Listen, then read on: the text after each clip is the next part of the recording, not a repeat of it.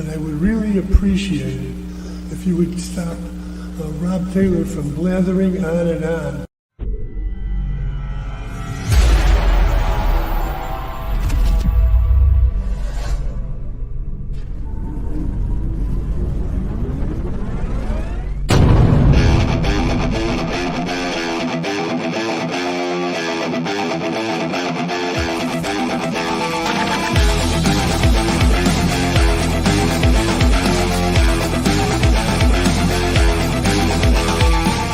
Opinions expressed by talk show hosts, callers, or guests on the Rob Taylor Report do not necessarily represent the opinions of the hosting platform, subsidiaries, sponsors, or possibly anyone else on the planet or the known universe.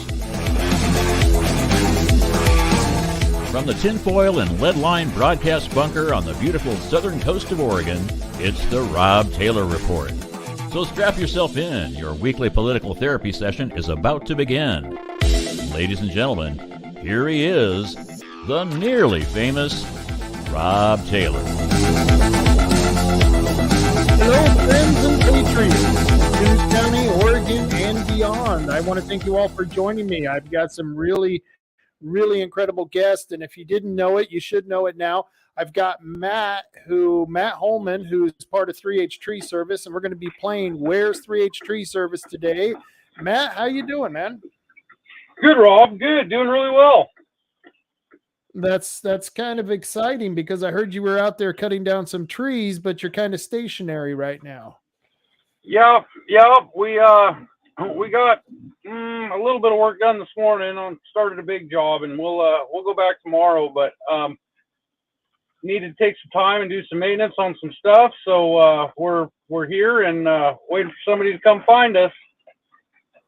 Hey, let me ask you, what kind of work does it take to keep one of those chippers running? Because, I mean, you guys are throwing like huge stuff in there, getting chipped away.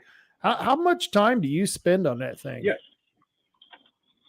Well, our chipper only a 12-inch log, so, I mean, if we don't want it, we can usually chip it up. So daily maintenance consists of greasing it, checking the oil, making sure that's good, but the bearings, there's a lot of moving parts in there, so keeping it greased is good. The knives that make the chips, we got to keep an eye on those. That they get dull, and so we got to change them out. That's probably the biggest maintenance issue there, keeping your knives sharp. It makes a better chip, so they're easier to get rid of if people want them, and so it's a lot less work on the machine, too. They don't have to work as hard to chip that stuff up. So let me ask you, when you go out into a job and you do that chipping, are there people out there, if they wanted the end product of the chipper, do you sell that to them, or do you just, take it out somewhere? What do you do? How can people get that if they wanted that? Can they do that? The best thing for us, the easiest thing for us to do is to go on chipdrop.com. If the customers want to go on there, they can sign up, and then it'll put a little pin on a map. And if we're working in their area, it's convenient for us to just look on the app. That way I don't have to keep a big database in my phone of people that want wood chips. And if they're around where we're working, we'll hit them up and bring them some wood chips. And that makes it easy for everybody. The municipality line clearance people, the other tree services in town, there's enough people out there that it's a pretty good product. It's a good mulch, weed control. Chips are good, especially with all this rain we've had, a lot of mud. It'll keep down on that if you got animals. So there's a lot of use for it if people want it. Yeah, chipdrop.com. Wow, I didn't even know that this existed. I was just curious about that. That just blew my mind that you had this whole website and all this stuff, put together. That's really cool. That is so cool. And so people just go to this site and then they can pick up the chip. That's really, how innovative is that? It's super handy, and it's nationwide. It's all over the country. If you want logs, you can put it on there too, and we can bring you any logs that we have from our job if we're not taking them back to process into firewood. So if you need firewood and we're working, hit us up. We could probably hook you up with a little bit anyway. Well, that is really cool. I'm glad I asked because I do know people out there who are interested in that, and they have asked me. So I will definitely get that information out soon. I just want to let everyone know that the round has begun with Where's 3H Tree Service.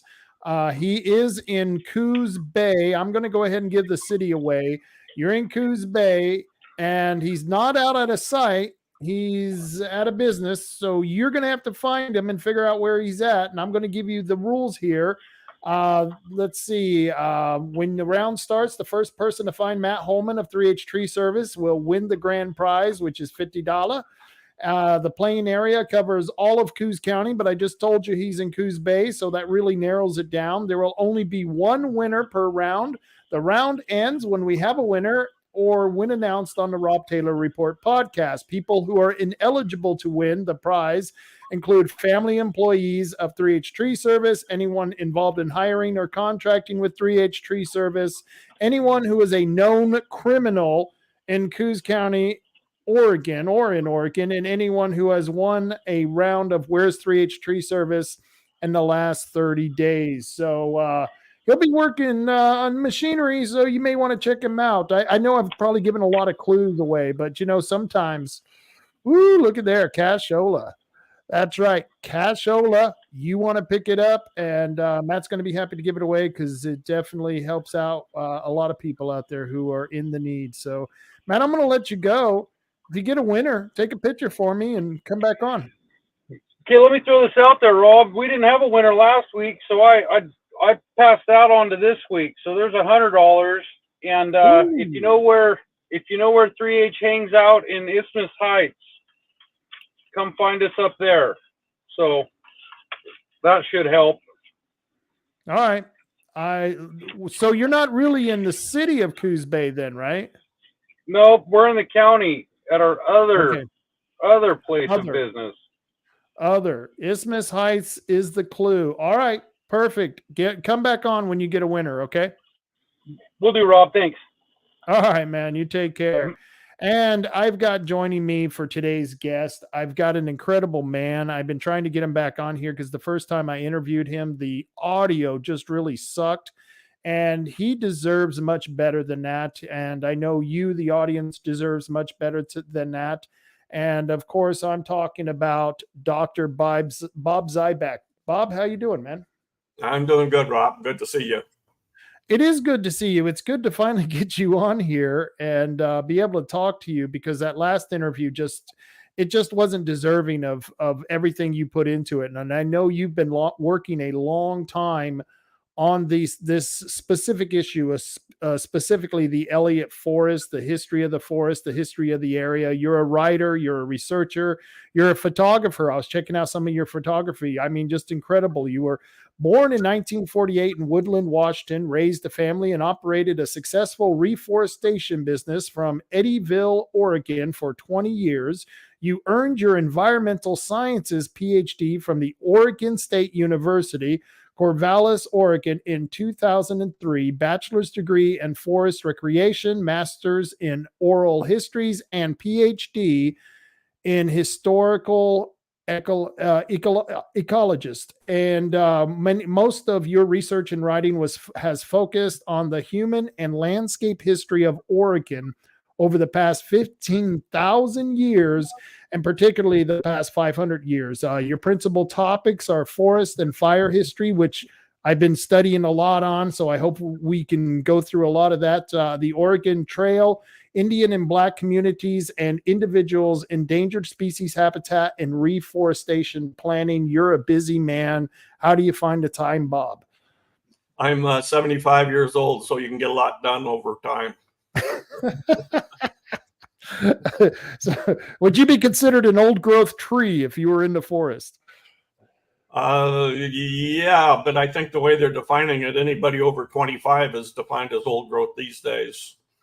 That was a hard thing I was trying to figure out from another lady who I had on the show. She's working with the forest bridges. Her name is Denise Barett. I'm not sure if you're familiar with Denise Barett, but she's a little bit more of an environmentalist than I am, but I like to have people of different and diverse opinions on the show. And one of the things I kept asking her and tried to pinpoint her on was old growth trees. And I think she kind of got around 150 to 175 years old is what she was saying. I don't know if that's something that is true or not, but like you said, it seems like they keep bringing that down younger and younger, and so and I kind of have a question, because there are a lot of things I want to cover with you, and we got plenty of time, but I did have a question after talking to Denise Barett.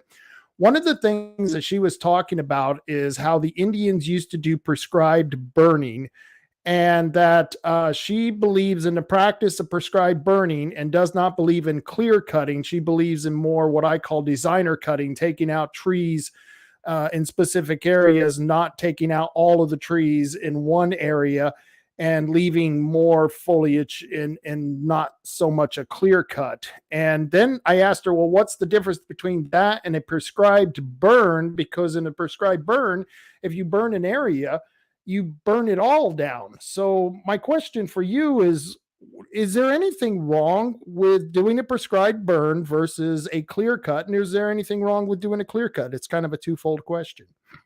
They're two separate things entirely. Let's get back to the old growth question in a bit, but okay. Prescribed burning by the Indians, it's like the Willamette Valley. It's grassland. It's not Douglas fir on steep hillsides like the Elliot. Now, the way that nature does it is clear cutting. Mount St. Helens, Columbus Day storm, Coos fire. Look at all the wildfires they had in Douglas County in the last 20 years. Those are clear cuts. The difference is with plantations in that, we put in a lot more fuel out there. And so after an area burns, instead of having 18 or 20 dead trees, we got 150. There's a contiguous fuel load. That's unprecedented. These situations have never occurred before, any more than nature does selective cutting.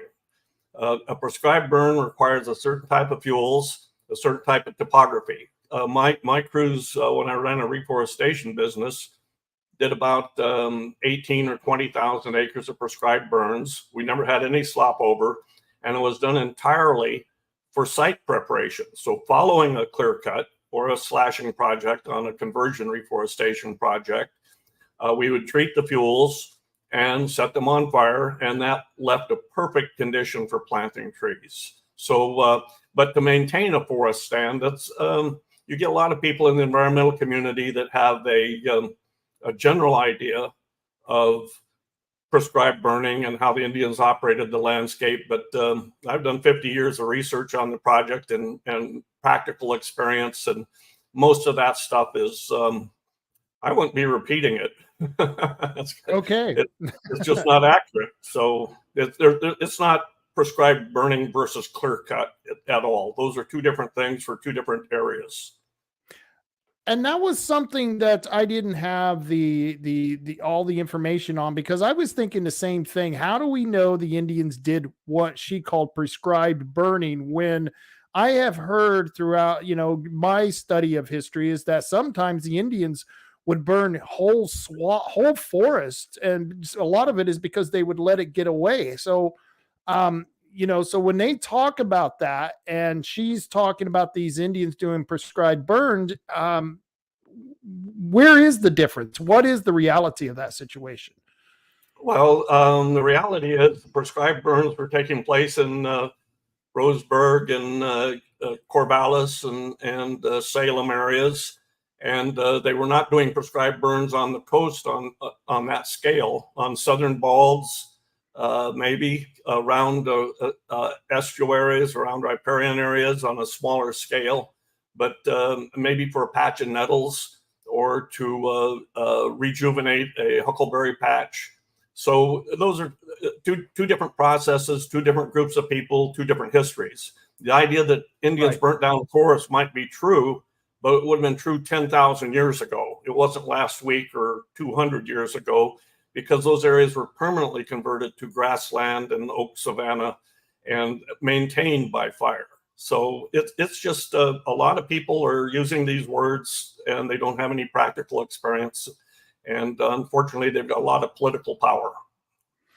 And yes, she comes from the world of politics, and I'm talking about Denise Barett. She does have a lot of political power, and I think the reason she created her nonprofit group for the ONC is a lot of times they like to use the influence that they had when they were in political positions to be able to featherbed their non-government organization that they're involved with now. And so I just thought it was interesting. But like I said, I love to hear the different sides to it, because you want to be able to argue those points when you get to where someone is challenging you what you're saying, because there's a lot of people who say a lot of things who are supposedly in the know, and you just really don't know, Bob. You know what I mean? It's like they say things and you look at them and you go, I don't think that's true, but I don't know what the argument against it is. So let's get back to the old growth question. What is old growth then? How would you answer that? Oh, it's pretty easy. It's a logging term. It's not a science term. It separated what used to be called yellow fir from red fir being second growth Douglas fir, and yellow fir having a distinctly different bark and appearance, usually much, much larger, but not always. So the argument back in World War II was that a tree had to be 300, 400 years old to be old growth. They had to be highly unusual, like a 100-year-old person or something. Right. But Weyerhaeuser did probably the best study of old growth in the Coast Range in 1945 with the tract there in Coos Bay area, Millicoma tract, and then they had the Pillsbury tract. So about 180,000 acres. They measured it really, really closely. They took age classifications, and they termed an old growth as 191 years. The common number is 200 years for Douglas fir or cedar, or for any conifer, really, about 200 years. Unusual for an alder to become that old, or willow certainly. So old growth would vary by species, by person, by generation, but for most of the past 100 years or so, 200 years is the minimum typically. 191 is really cutting a corner, but Weyerhaeuser did that for survey reasons. At the same time, they figured the 140-year-old trees were immature second growth. Mature second growth was 150, 160, 170 years of age. And younger than that at that time, World War II, most of the mills were made to either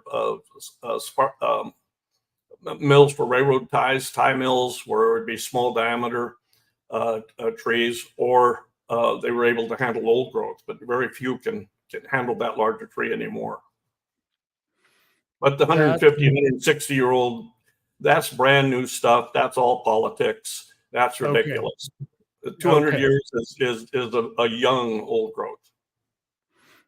And that's kind of what I thought, because I've been down to the redwoods in California, and some of those trees are really old trees. And so I thought, one of the things that the county has done on county forest land, and some of that surrounds the Elliot State Forest, they lowered the harvest from 50 years to a 40-year harvest.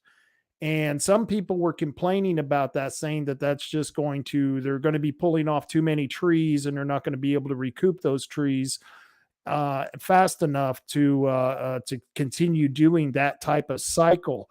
How would you answer that? Well, it's all market. People are worried about the age of trees, but if they look at corn or grass, you have to maintain them. And 40 years, the trees are just starting to get a good growth pattern. About 50 or 60 years, they get growing really fast, and they start slowing down.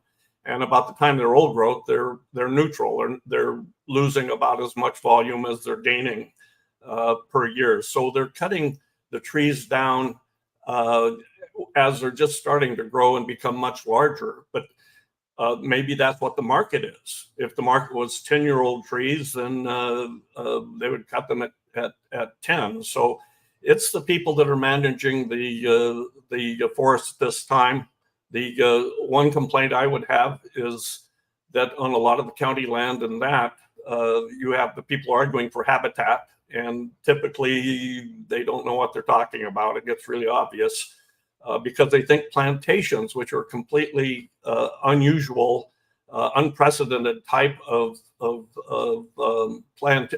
forestry, will somehow develop into habitat over time. But plantations are planted on a grid, 300 or 400 trees an acre, whereas nature has trees growing in clumps and stands and maybe 12 or 15 or 30 trees an acre. So having them on a grid, you've got contiguous fuel, and also you create a green desert. The trees grow up, they shade out all of the flowers, shade out all the grass. You lose your deer, you lose your elk, you lose your songbirds and your butterflies, your wildflowers are all shaded out. So the people that think that that's a critical habitat, you can talk to them for about 30 seconds or 2 minutes and you realize they don't know what they're talking about on one hand. On the other hand, they've got tremendous legal power and incredible funding. So they've been able to carry the direction of these forests for a few decades now. And the result is unemployment and wildfire. That was great information, because you look, okay, I'm from the Southwest and we got a lot of desert, not a lot of trees. And when I came here, it was almost claustrophobic. There were so many trees. I mean, just driving down the freeway, it was like, wow, this is just amazing, this forest coverage. And one of the things I did notice is that a lot of times, just like you were explaining, the canopy is so thick, there's no way animals could be surviving in that. There's no trees, or no smaller trees, like the rhodies, the other, ferns and stuff that are inside, like a natural forest. They're not inside these big, basically industrial forest, I guess would be the best term to put it. And so that was something that I was always curious about. We're really literally, if you grow stands like that, stands of trees, you're eliminating a lot of that nature that would be there if it was more of a natural forest and was, not as packed with trees, right? Is what you're saying. And that's kind of what's happening with the Elliot, because you got more trees than what you need, correct? Yep. And what happens, you get all those fuels together.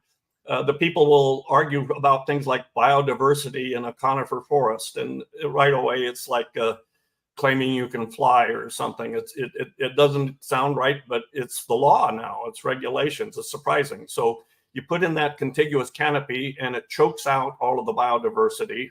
You got mushrooms and fungus and maybe moss if there's a little bit of light, but it's dark and quiet. There's no songbirds or sounds of animals. So I had a friend who's a wildlife biologist from Utah. He's retired, he's a big game hunter. He came out to visit me. We walked in the woods a little bit, and he called it a green hell for the same reason you're describing. He was claustrophobic. He liked to see the landscape. So yes, we created a contiguous fuel so that when you've got that constant canopy coverage, like you create with the plantation or create with mismanagement through other methods, then you get these catastrophic wildfires. And they've been clearly predicted for more than 30 years for that reason. You're just building a bonfire and waiting for something to torch it.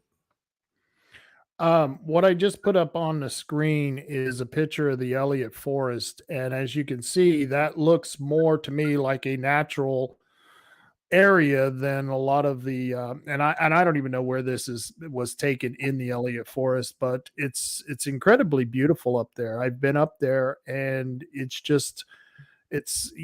a treasure. It's a treasure that has to be managed, and I'm just blown away by some of the pictures that I've seen up there. And if we don't manage it, it's going to basically burn and be destroyed, isn't it?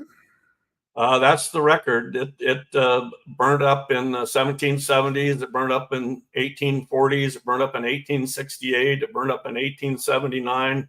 It all blew down in 1962, and then the landslides of 1996 took out a lot more. So like all coastal forests, it's very unusual for a tree to reach 400 years of age, then only in pockets, and mostly it's second growth and snags and catastrophic fires and windstorms and landslides, and then a resilient recovery to that. So it's not at all like, unfortunately, they're teaching. They're teaching a lot of this stuff, indoctrinating our students as to critical habitat and humans as pathogens and that type of nonsense.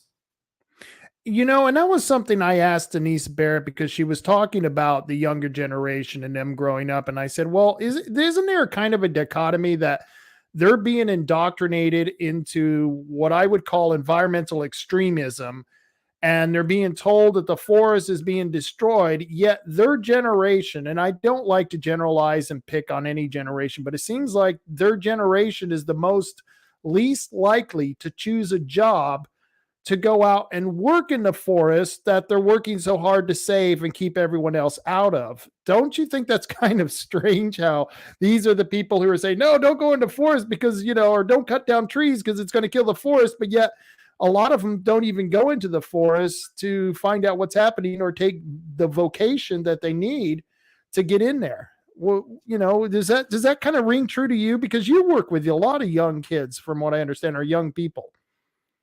I've never seen an environmentalist in the woods. They're in courtrooms, they're on TV, they're in town. But the reason that they don't go out in the woods and look for work is, one, there's no jobs out there because they've shut it down. And two, they don't have any skills. What's happened is we've ended up with a lot of bureaucrats with studies degrees or that type of thing to fill our agencies. And the people working in the woods is based on experience and knowledge gained from being acquainted with the environment. So we used to have generations of people that would work in sawmills or cut timber or plant trees or work in the woods, build the roads. And those people have been replaced with spotted owls. That's sad, because we're the ones who love the woods. We live in the rural area, and those people who go fishing, who go hunting, who, use the woods to heat their house. Because, and this is, once again, and I don't mean to pit the city against the rural people, because that's generalizing, but it just seems like there's a lot of people who live in these bureaucracies, who live in cities, who don't know where their food comes from, who think that we hate our land, and it's not true. We just have to work our land. And sometimes when you make sausage, it's not a very pleasant thing. You know what I mean? You have to cut down some trees, and they show that. And I remember back when I was in school, like I said, in the Southwest, they would show pictures of Oregon with the clear cuts, but they wouldn't pan the camera over to the right or to the left. They would just show you the clear cut, and it looked horrible. It would just look like the whole forest was devastated. But if they just moved the camera just a little bit, you would see that there were 5-year-old stands, 10-year-old stands, 20-year-old stands behind all those clear cuts. And you would think that Oregon had been cleared out, when it's actually just the opposite. It's almost like we have overgrowth in our forest now because of this lack of real, genuine involvement in nature in the rural area. That's exactly right. And it's not just the younger generation, it's your generation too. When you say that a clear cut looks horrible, you've been indoctrinated to think that. There's no reason that a clear cut looks. I've worked in clear cuts my whole life. There are wildflowers, there's deer, there's songbirds, there's reptiles, there's berries that you can eat, wildflowers you can pick. It's just a indoctrination process that says this looks terrible. My ex-wife was from South Dakota, Black Hills, and after we lived together, started a reforestation business, a lot of years, raised some kids, and after we were together about 5 or 10 years, she was operating a women's crew for me or for us, staking and tubing trees and bud capping them to protect against animals. And she finally admitted, she said, I really like the looks of a clear cut. I can see the creek, I can see the land, I can see the topography, and maybe it's because I'm nostalgic for South Dakota, but she could not understand all the vitriolic descriptions of clear cuts as being, as you were describing, a desert and ruined and so on. The fact is, it's probably about 10 years ago, probably not now because of all the wildfires, but before 2020, say, or before 2010 for sure, there were more trees in Oregon, over more acres than any other time in the last 10,000 years. That's almost as certainly accurate. The forest has spread and expanded since the elimination of Indian burning. Since the introduction of planting, it's added more stems per acre. And the encouragement of managing the land for fiber production has resulted in more trees over a larger area than ever before. The people arguing against it, again, are making political arguments. They're not based on any actual experience. But unfortunately, their experience is in the courts and in politics, and they are really good at it. They've pretty much ruined our forests and really damaged our rural communities.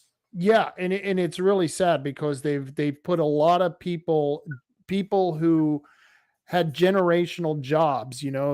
I've talked to great grandfathers who were loggers, and I've talked to their great grandkids who were also loggers. It just blows your mind that you meet these people out here, and this whole idea that you shouldn't be managing this.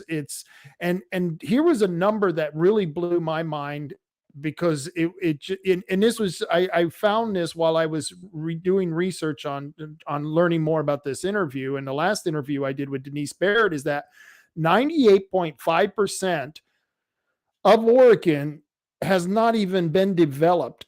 Only 1.5% of Oregon has been developed. And yet, if you talk to anyone in these environmental state agencies, you would think the whole entire place had an apartment and 3-car garage on it. You know what I mean? And that number, 98.5%, hasn't been developed. That's an incredible number. Well, a lot of that is mountaintops and desert. But yeah, those people, they think the whole environment's that way because that's their whole environment. The fact is that they're describing nature as something in which humans are pathogens. And that's, I'm not going to think of a polite word, it's just stupid. But it's really destructive because our forests are burning, or people are unemployed, or schools are falling apart. The reality is nature includes people. If people, a healthy forest contains healthy people. That's a healthy environment. They're describing a healthy forest as some kind of dead trees and snags and salamanders and spotted owls, and it's stupid, but it's effective. A lot of people have made a lot of money off this. They put thousands of people out of work. They've burned up millions of acres of land. They've killed millions of wildlife. They've polluted the air, and somehow that's natural. That's nuts. You need people out there. It's normal to have people. That's the way it's been for thousands of years. It's a evolution of the forest, an evolution of society, or collaborative events. They're not divorced from one another like they've been trying to do and effectively doing the last Endangered Species Act, basically.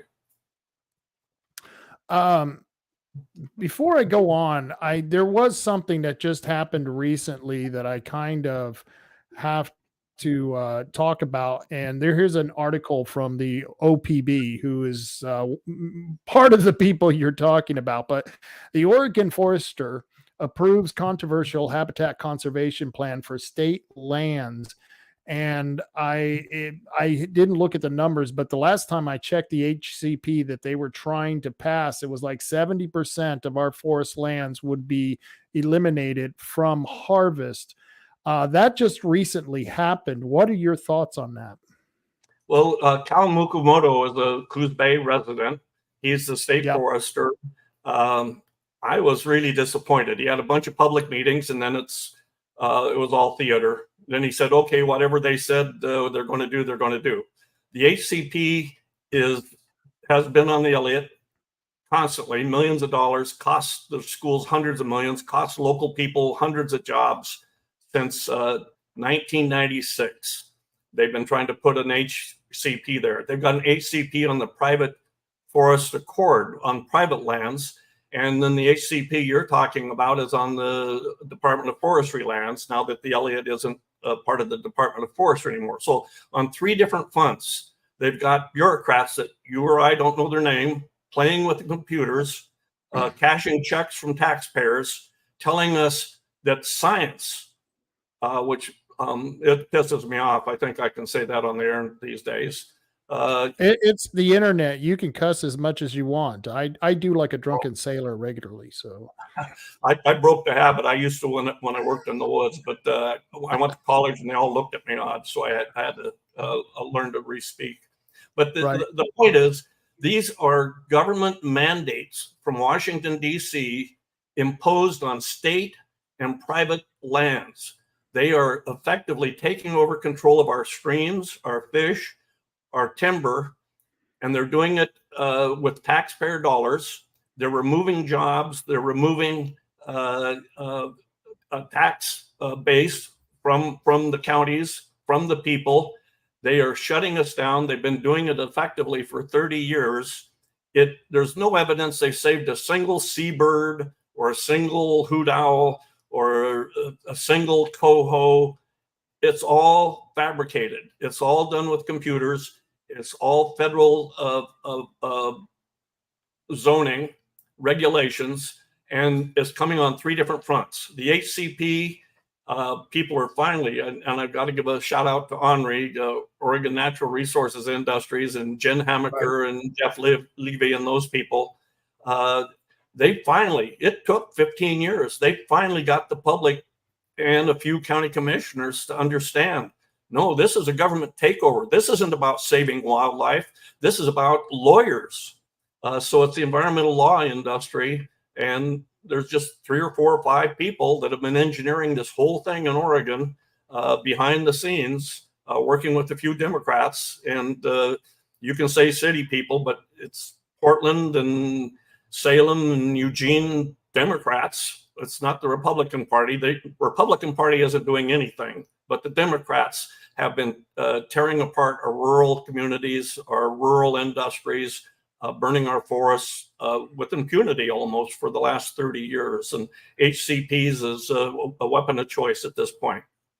And that's, you talk about the 2 different parties and the contrast between them, because the Democrats are full charge to create the forest that we talked about. That's not really beneficial to us. That's really not going to help us out. And in fact is detrimental to the wildlife and nature itself.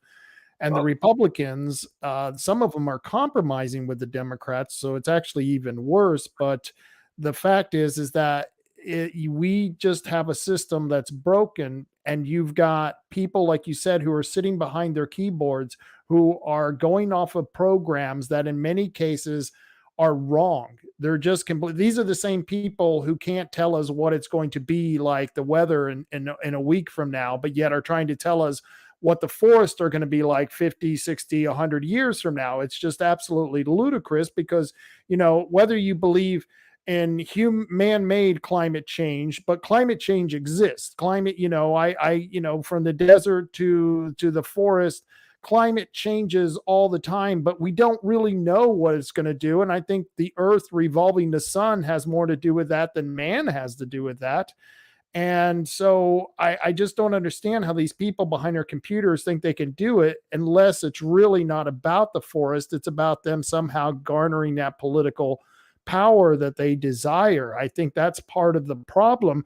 And do you think why do we even have an HCP for private property, for private individuals on their land, when I would think that the individual who owns forest or owns property, a forest property, would be the best manager for that property, because they actually are concerned about it? Don't you think that the HCP on private lands is just not only immoral, it's unconstitutional? It might be constitutional. My perspective is it's immoral, but that's only because it's a government land grab. How can some guy from Washington, D.C. that claims to be a scientist, and not some guy, a whole bureau full of them, guys and girls. How can they know more about the forest than somebody that lives there, or somebody that works in it, or somebody that fishes there, or somebody that hunts there? They can't, any more than you can know about the rent relief programs in Washington, D.C. These people, the immoral part of it is they see humans as pathogens, and they are not on the side of the forest or a seabird or any of that sort. Those are just surrogates. They're after power, they're after money, they're kids climbing a tree or dressed up like an owl. They want to get their picture in the paper. They've all got different motivations. Some of them might actually think they're saving a bird or a fish. Right. And that's when the word, it's not stupid for those people. They've been indoctrinated. They've gotten bad information. They're just ignorant. So you've got manipulative people that are controlling the politics on this situation. They've been working at it for several decades now. You know their names, you know the process they use. They're shutting down the woods. They're shutting down the rural areas. They're burning up our forests and wildlife, and they are gaining political power and gaining funding the whole time by doing it. Whereas those of us that have been put out of work, that live in the rural communities, we're watching our schools degrade, our libraries close down, the roads shut down, the forests burn up, we're breathing smoke, and there's not good hunting or fishing anymore in a lot of those places because of these regulations. So that's the danger with an HCP. It's a federal regulation taking away private property rights, taking away state rights. They've got the navigable streams now. They want the creeks and rivers and fish and riparian areas. And it's not forest history. It's not good economics. It's political power, and it's one party. The Democrats are doing it, and the Republicans are watching them, saying, "Oh, let's do an HCP that's a 5, because that's not so bad as a 3." Or any HCP is an imposition. 40 or 50 years ago, if you'd said, "I'm from the government, I'm here to zone your property and tell you how to manage your creek," they would have been told politely once to get up the hell off the property, and a second time they might have heard a gunshot. It's just ridiculous with what's happened, how people have been indoctrinated, how they've infiltrated our schools, infiltrated our politics. And if you're over 50 years old and you've been watching this happen, it's horrifying. But there's not very many. Everybody else has moved in the last 50 years or been born in the last 50 years. They think, "Oh, this is the way things are." And it's so wonderful. We've got the Sierra Club fighting for the marble murrelet so that somebody can show me a picture of one. It's stupid. In like you said, there are people who are coming to the same conclusion that you just described. And I know I've been fighting this. I go to the commissioners meeting and we talk about this on a regular basis. I will not allow my commissioners not to recognize it. And I've got actually, our commissioners are pretty good, and that's because our county is dependent on it. But it is just mind-blowing that the people who are sitting behind their computers creating these HCPs, these regulations, the zoning laws, they seem to have missed the symbiotic relationship between humans and nature. We're part of nature. We can't be separated from it. And, many of them talk about the native indigenous people who worked with the lands and stuff. Well, they were part of that nature, and humans evolved, but we're not separated from that same nature. We're still part of that, and we have to depend on it. And that's something I will not allow any of the politicians I deal with to ever forget that. And I've testified at the Board of Forestry with Jen, in fact.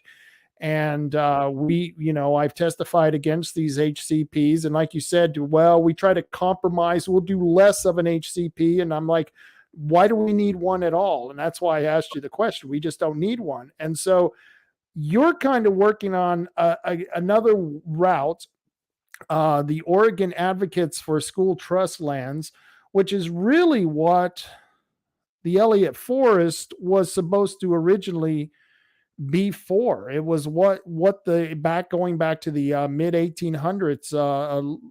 That's really what the Elliot Forest was set up for. Correct? Was to help these school children and help counties set aside lands just especially for their kids. Well, I'm on the board of advocates for school trust lands, or the Oregon Advocates for School Trust Lands. But Dave Sullivan is the person that's been leading that and just doing a wonderful job. The state was created in 1859. At that time, the federal government allocated certain properties for schools, K-12 schools, and that was part of the agreement of statehood. In 1930, Francis Elliot would have been our first state forester, and he was working with Oswald West, who was probably our best governor ever, most effective. But they said, let's create a state forest system like the national forest system. And so they created the first state forest, the Elliot, by taking scattered school, common school fund lands from around the state, traded it to the Siuslaw National Forest and to BLM on the ONC lands, and created the Elliot in 1930, Oregon's first state forest. So at that time, the Elliot was just reseeding from the 1879 fire. So it's covered with what's called reef rod or poles, young Douglas fir, even age, not commercial size. In 1930, first state forest, committed 100% to the Common School Fund. In late 50s, 58 or 59, it was transferred over to Oregon Department of Forestry because it was just becoming commercial. So if you talk about marble murrelet habitat, for most of the last 250 years, they've had snags or young second growth fir. There's no old growth. There's no marble murrelet habitat. There's a lot more fish, a lot more sunlight. But anyhow, in the late 50s, they had about 4,000 acres of old growth. The enviros will say there's 40,000 acres of old growth. That's just a flat out lie. They just made it up, promoted it, media bought it. Nobody's out there, so they don't know that they're being lied to. But no, there's about 4,000 acres. In 1959, they logged that off first so they could afford to build roads to the rest of the forest. And then in 1962, and I remember this event very well, I was in high school, we had the Columbus Day storm, and it blew down 100 million feet of 70-year-old timber and 70-year-old trees. 100 million feet. That was one hell of a storm. That's just on the Elliot. It blew down billions on the coast. It was amazing. Wow. And that's why you don't have old growth out there. That's why it pisses me off that these people just make up lies about how it's critical habitat for a bird. Oh, that's crap. I mean, there's not a polite word for it. They just made it up, and they put a lot of people out of work, and a lot of forest land is burned up with LSRs and HCPs and all the other acronyms they throw at us. So anyhow, in 62, 100 million feet blew down. It was 70-year-old Douglas fir. There wasn't a market for young Douglas fir at that time. Ferris built a sawmill or reconditioned one at Lakeside. And over the next several years, they logged off a total of about 300 million feet, mostly of young second growth fir, and were able to put in a good solid road system. So it's an historic road system out there now. And so at that time, they were logging off about 50 million feet a year. The forest was growing 60 or 70 million feet a year. So it was still getting more volume, older trees as time went.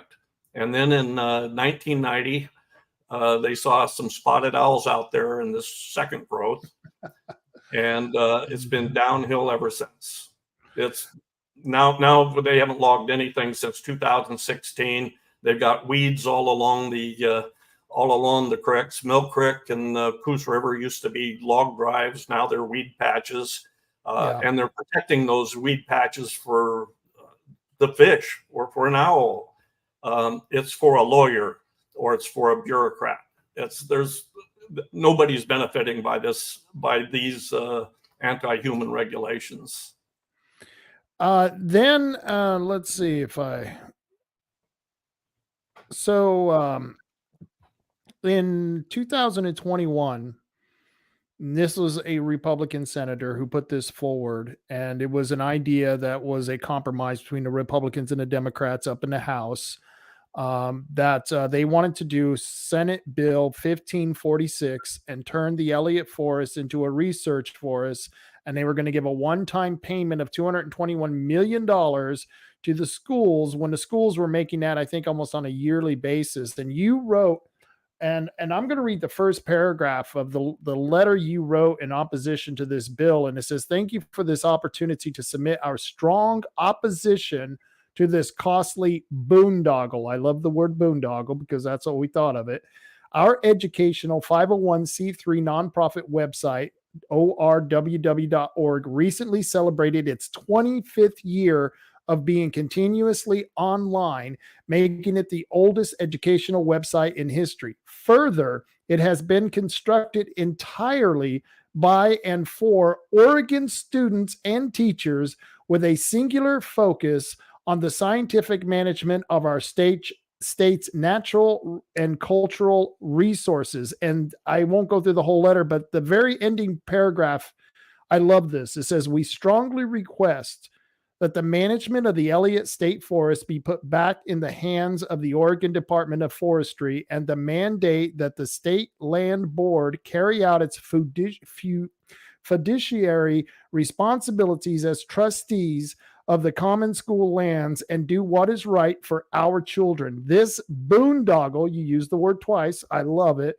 "needs to stop before more damage is done and more taxpayer dollars are wasted, in our opinion." And this is an excerpt from you back about 3 years ago, and they passed it anyway, but it has sunsetted. Tell us what's going on now with the forest, with this after SB 1546. Okay, but first I'm going to do something I've never done before. Okay. I'm going to plug my book. It's called The Elliot, an anthology. It's on Amazon. It's got 2 chapters on the boondoggle. In 2019, when Oregon State was given management of the Elliot, Wayne Giese and I had been working on another plan. This one was taken from us overnight, literally, and turned into OSU Research Forest. We had been promoting OSU Educational Forest. All of that's covered in the book. Wayne and I met Wayne Giese, he's deceased now, with Ed Ray, president of Oregon State. He was very concerned about the Elliot and responsibilities that the state was putting on OSU to manage the Elliot. At that point, I wrote the article, I can't remember the title, Elliot Boondoggle versus the Giese Plan, something of that nature. So that was I wrote that in December of 2019 after meeting with the president and looked at Oregon State's plan at that time and realized this is untenable. There's no way that this can pay for itself. This is a boondoggle. That's why I put it in the title and warned Oregon State not to become involved. Then after 4 or 5 years, millions of dollars, nobody ever saw anybody from Oregon State out on the forest. It was just a isolated growing weeds and 2 guys out there managing the forest, 1 guy doing tree planting, 3 people working on it instead of 400. When President Murphy wrote a letter and said, "We're not going to be involved with the Elliot anymore. We're backing away.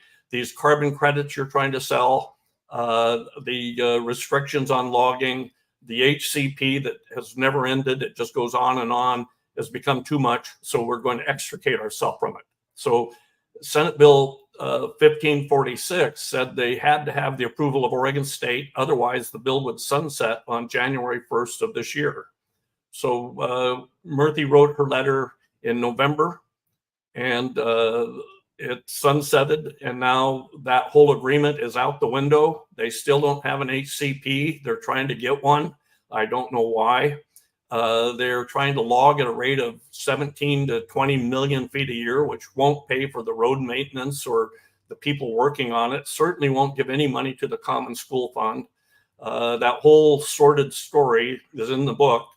It's a series of articles I wrote over a 10-year period about the Elliot, about spotted owls, marbled murrelets, and coho, and the politics involved. So it's a highly detailed story over a 7-year period, but the situation now is there's some blue sky. There's some opportunity to get the Elliot back on track, to put local people back to work, to make the forest safer, and to open it up for public, for recreation, education, and the types of research that we called for 10 years ago. And the thing now is that it seems like this is once again is going to be a political, the forest itself is going to be a political pawn that's going to play out now. They're going to fight over it. OSU is out, but the Department of Forestry, the different agencies, they love to play back and forth with this stuff. And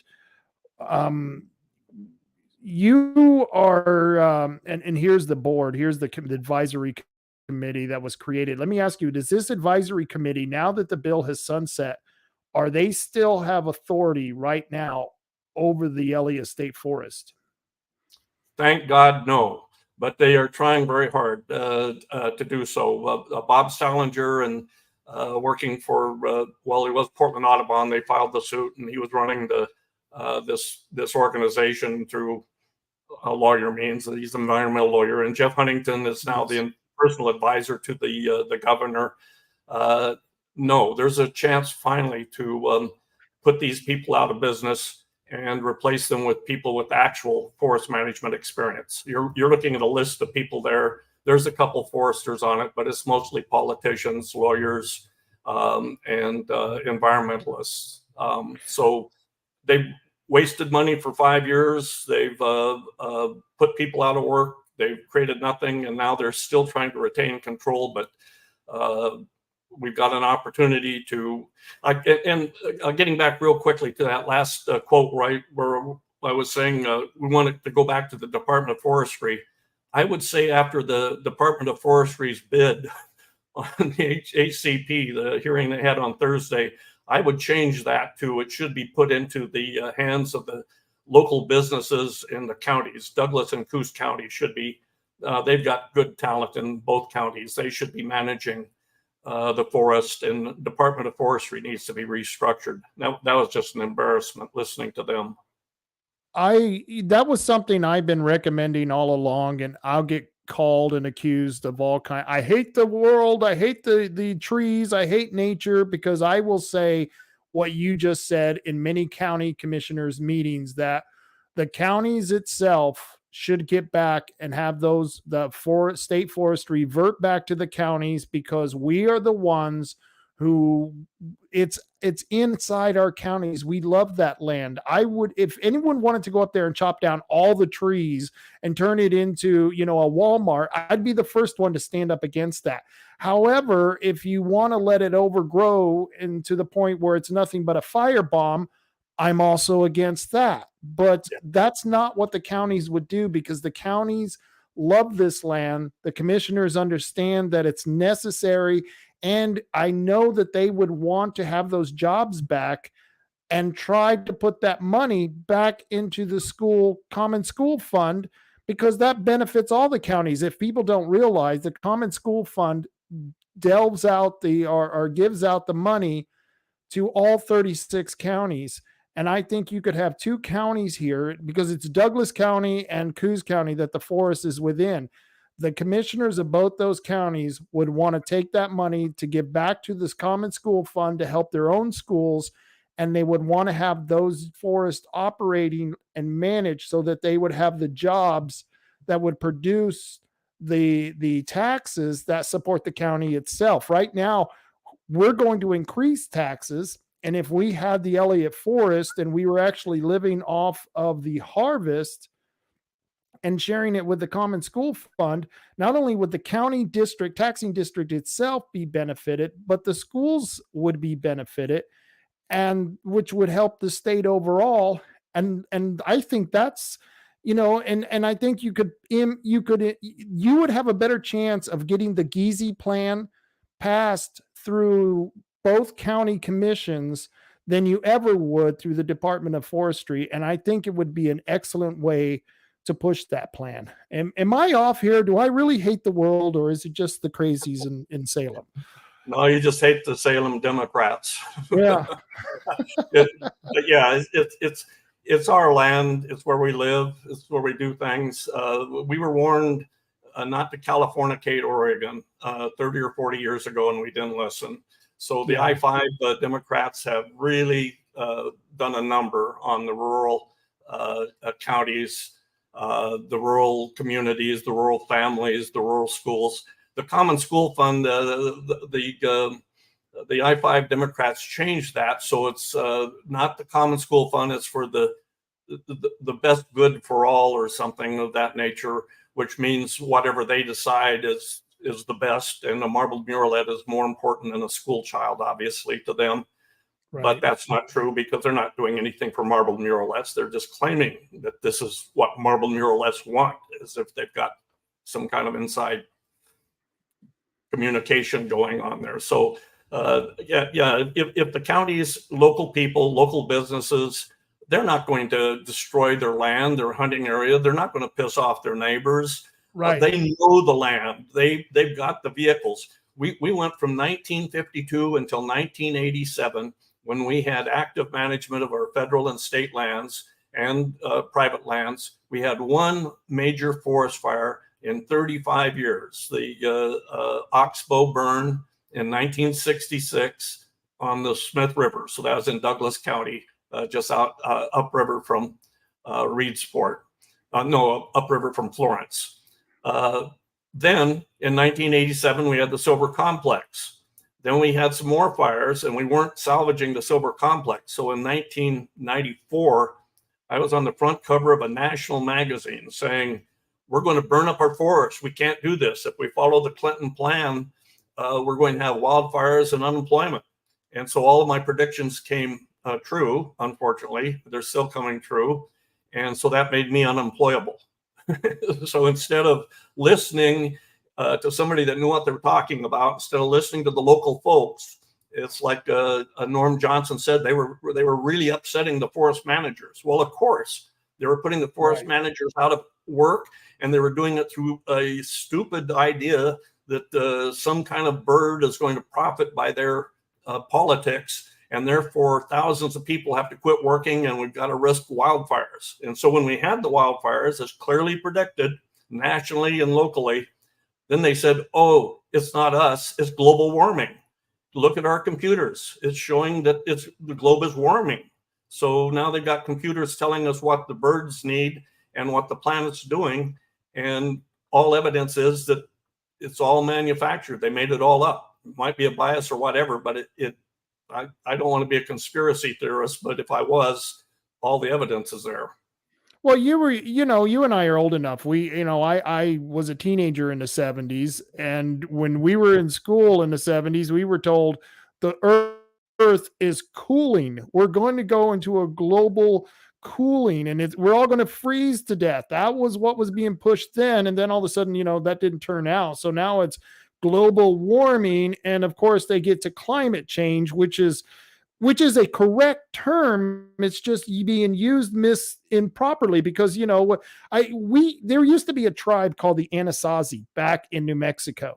And I remember on a field trip to the ruins of the Anasazi, I remember the guy who was talking said, well, the Anasazi, they had such a good population that they outgrew the environment. They weren't able to replenish themselves. The food first went, and they killed too many animals, and they started starving. They reverted to cannibalism, and it was all because the area there was going from a very densely forested area to a less forested area. and more like a desert. And, this is in New Mexico. And I remember listening to him and going, well, now I look back on it, that was climate change, right? There was no global warming back then. There was no man-made climate change going on. And I don't know if you've seen those ruins. They're the most incredible thing. The Pueblo Indian ruins that they build into the sides of the walls and stuff. It's just incredible stuff. If anyone ever wants to go see, what happens is that any human will suffer if there is extreme climate change. And I don't think it's predictable, to be quite honest with you. I don't know what you think on that.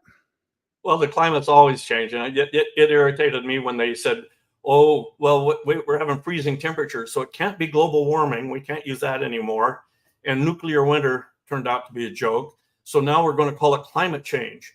And everybody that doesn't agree with us, we're going to call them a denier, like the Holocaust or something, which is really irritating because nobody is denying that the climate changes. We're an adaptable species. We can live up in the polar areas and build igloos. We can live in the jungle. We can live in the desert. The Anasazi, with the climate changed, and it changed to such a degree they couldn't support that large of a population.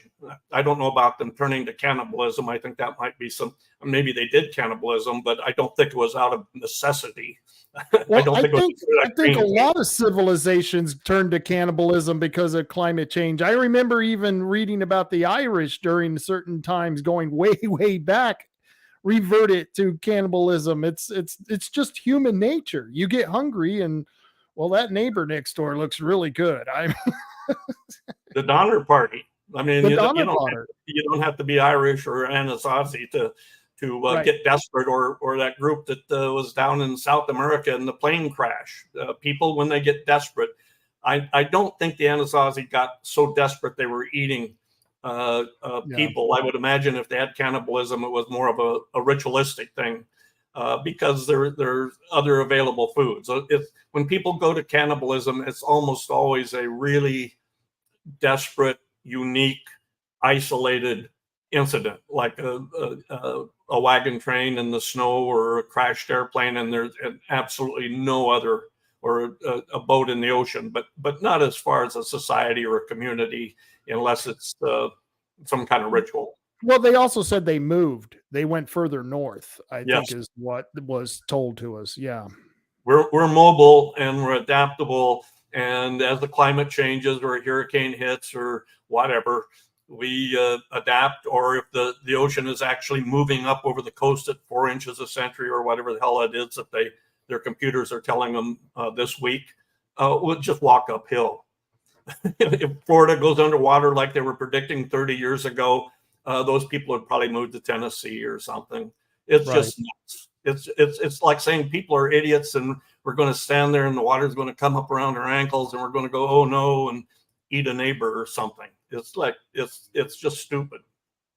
Now, you remember Bill Bradbury when he was the Secretary of State. Bill Bradbury and his wife is an environmental lawyer. I know both of them. I'm actually friends with him. I never agreed with him politically, but he'd always talk about how he would be standing on the beach here in Bandon, just waiting for the tsunami and how we have to prepare for the tsunami and all that stuff. And I'd say, Bill, the town has been destroyed almost 3 times, at least twice, by fire. Should we really be preparing for fire instead of worrying about the tsunami that may or may not come? I'm not saying it's not going to happen. I'm just saying we don't know when it's going to come. We don't know where it's going to hit. And if all of us are preparing for something like this, we might get it wrong and spend a lot of money that could have been used to protect us from what I think is a bigger danger, is the fires that we have to worry about. You've met Bill, I'm sure. You know what I mean? That's just interesting that he was one of those. Well, and you're right. The gorse that was brought into Brandon that caused the town to burn and killed lots of people. The same thing happened in Portland and Astoria and then in lots of other towns as well. Just recently, Paradise, California, we had our own towns here in Oregon burn up during the Labor Day fires. That's the danger and what we should be looking at. The last tsunami was We know the date, thanks to the Japanese. I think it was something like December 20, 1700 at 10 o'clock p.m. or something. And there's no protection against that. When the tectonic plate goes, depending on how bad it goes, the whole coast is toast. Right. It probably destroyed thousands of people in 1700. And so when they found the Indian populations here in the 1740s and 1840s and 1850s, it may have still been recovering, just because it was so devastating. That a serious drop in the influx of water. There's no preparing for that. All you can do is move inland, and then so much would be destroyed as far as telecommunications, transportation, shipping, and so on, that it would be a recovery process of it'd be like recovering from an atomic bomb or something. It would just be such or a series of atomic bombs. So the preparation should be for fire, and it should be right along, and it should continue for historical reasons, practical reasons. Right. And I often wonder, and I should ask the city manager, we now have a tsunami fire alarm, or tsunami warning alarm that goes off every week. It was like every Wednesday now we have it. And I don't know why they can't do it just once a month, but they have to do it every week on Wednesday. Scares the hell out of the tourists, scares the hell out of my dog when she was still alive. And I'm going to ask them, because I wonder if they got that rigged so if we have a fire, that thing goes off, because that, once again, that would be the important thing to me. I don't know. It's crazy. Yeah. Well, fire, everybody knows when a wind's happening. The fire is going to come from the east, almost certainly, if it's a bad one. But that's what they were doing on the Elliot. They were putting Reedsport and Lakeside and North Bend, those towns, in serious and increasing danger, just because the fuel was building up to the east of those towns. And just like the Labor Day fires, it's an east wind that drives the fire. And if there's a lot of fuel, it'll go right into the coastal towns that are to the west of the Elliot. I saw this map on the website at the website that I just put up there a few minutes ago. This is from 1868. I forget the gentleman's name who wrote this, who was describing the fires and the direction it went. Could you tell us a little bit about this? Yeah, that's Jerry Phillips' book. He wrote the history of the Elliot. He drew a map for me that's in my dissertation in 1987, I think, signed it and dated it. But this is the one that went in his book. We've learned more since then. The book was published in 94 and then republished in 98. And then we started going back through some old records, and Jerry was involved with us with Oregon websites and with the schools, and David Gould, Wayne Giese, and we were working with a local teacher in Swauk School, Tasha Livingstone.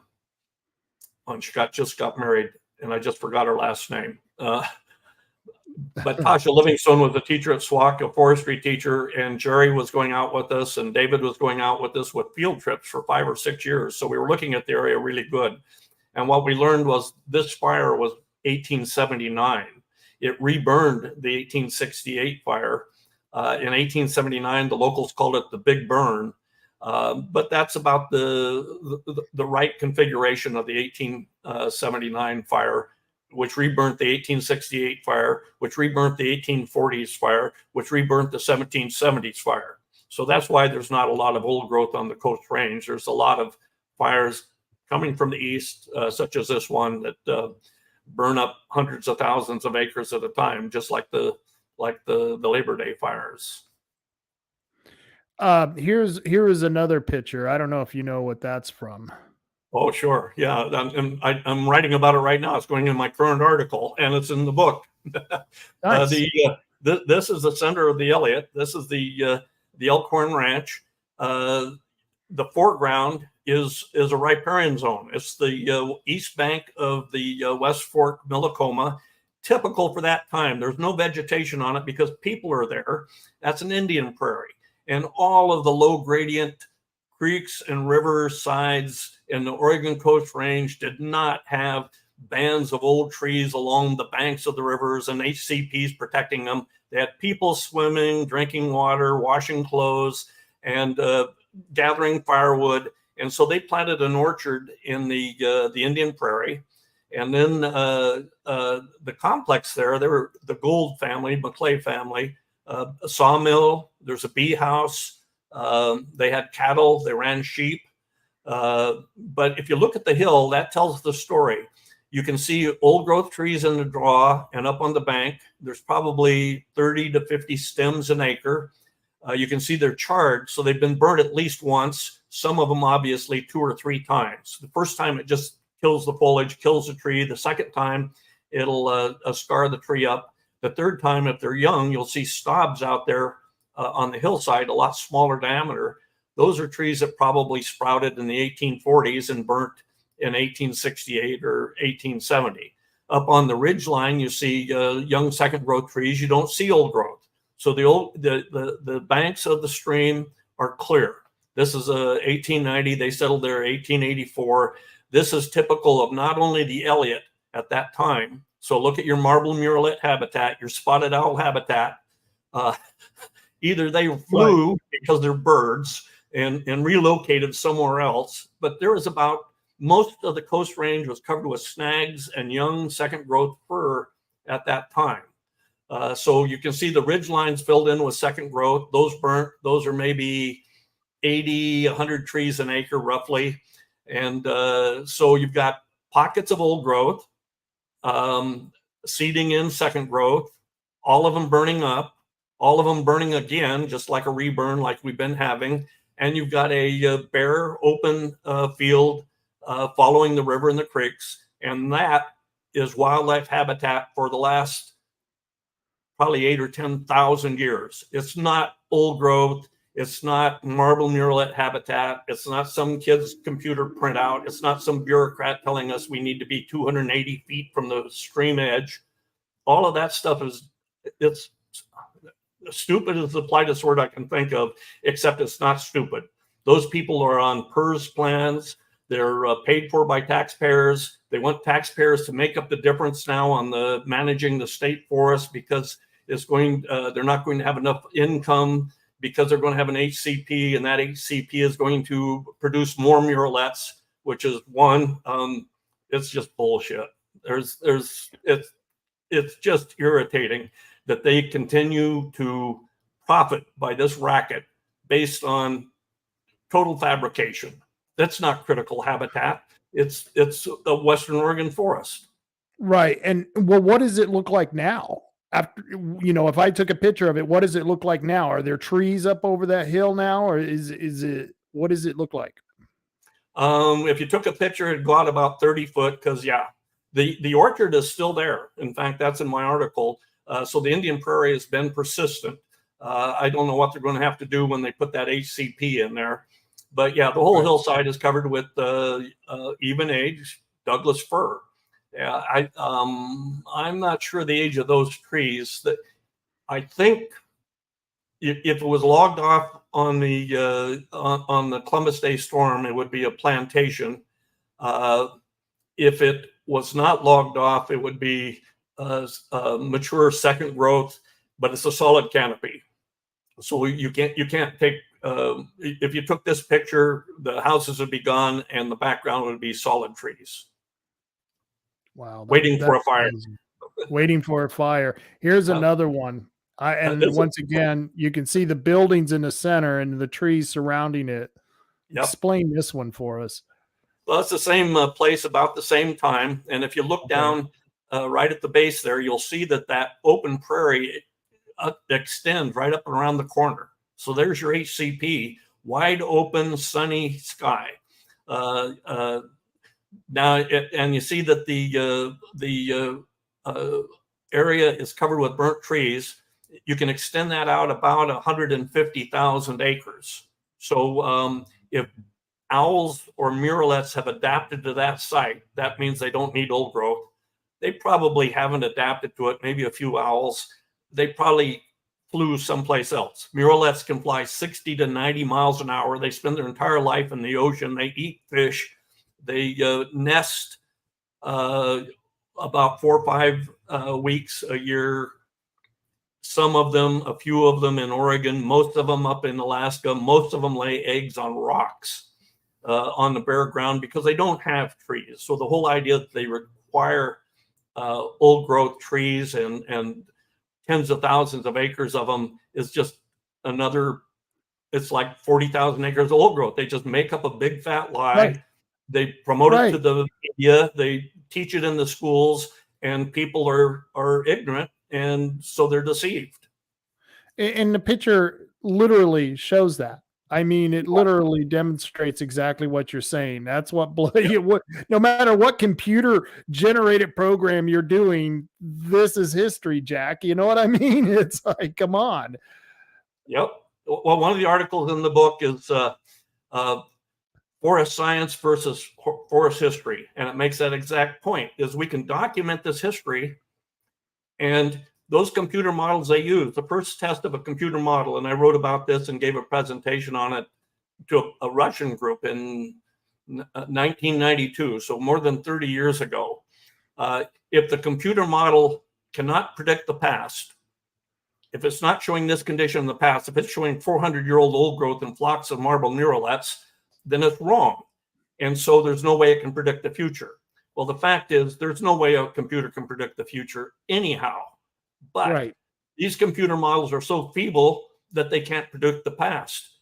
So now it's a multi-billion-dollar cost to the rest of us, putting people out of work, burning up our forests based on computer models that are pretty darn easy to disprove. If you can't do it with common sense and logic, you can do it with photographs. This is typical of over half of the Coast Range at that time. You know, and this is what we were, part of the way we were arguing with the Bandon Marsh as well, that they couldn't predict the way to redredge the river to make it the way it was, because you don't even know the way it was, because your computer model can't tell us that. And so yeah, and in fact, Bob Salinger, is it Bob Salinger? Do that. Why is it that people want to make it the way it was? This is the way it was. Those people are nuts, and Right. they're driving our whole economy. They're driving our politics. They say, "Oh, we've got to return it the way it was." The way it was a nightmare. What the hell is wrong with those people? They don't know their history. They're playing computer games, and the rest of us are paying the price for that. Well, yeah, and I go back to the Bandon Marsh. We used to ask them, well, why would you want to go back to a swamp for the reintroduction of malaria and encephalitis? I mean, it's just going to bring mosquitoes in. And then part of the reason they got rid of the marsh was to, for vectors, to get rid of the mosquitoes. It's vector services that they did. Yeah. Yeah, I was just blown away. And this is my favorite, because under those pictures, you got this picture. It says, you take away logging, grazing, and maintenance, and you get fire bombs. And this is what you said in 2018. It's what you've been saying for a while. And it's true. We have the worst fires now than ever before in our state's histories. And it just blows my mind away how bad it's getting. Would you see this graph up there? Explain that graph real quick to us, because I think this is important that people understand the difference between what was and what is now. Okay, the green line is how much trees roughly that the Elliot grows every year. The two orange lines show the period of time that Jerry Phillips, the person that drew the map you showed earlier, the actual expert on the Elliot, he just died a year or two ago, 94 years old. But that's when he was managing it. The yellow line is the average volume that they harvested when the trees were younger and smaller. That's 50 million feet a year. In 1988, they made that the target. So it's a very conservative 50 million feet a year target. The red line shows you what happened after they found spotted owls. All those little numbers there show different HCPs, show the lawsuit, and show the harvest and the jobs going down to zero. M is when in 2022, when Oregon State takes over management after the whole thing had been driven into the ground. So the important part of that graph is the area between the green line and the red line, post-spotted owl. That's how much fuel is building up every single year.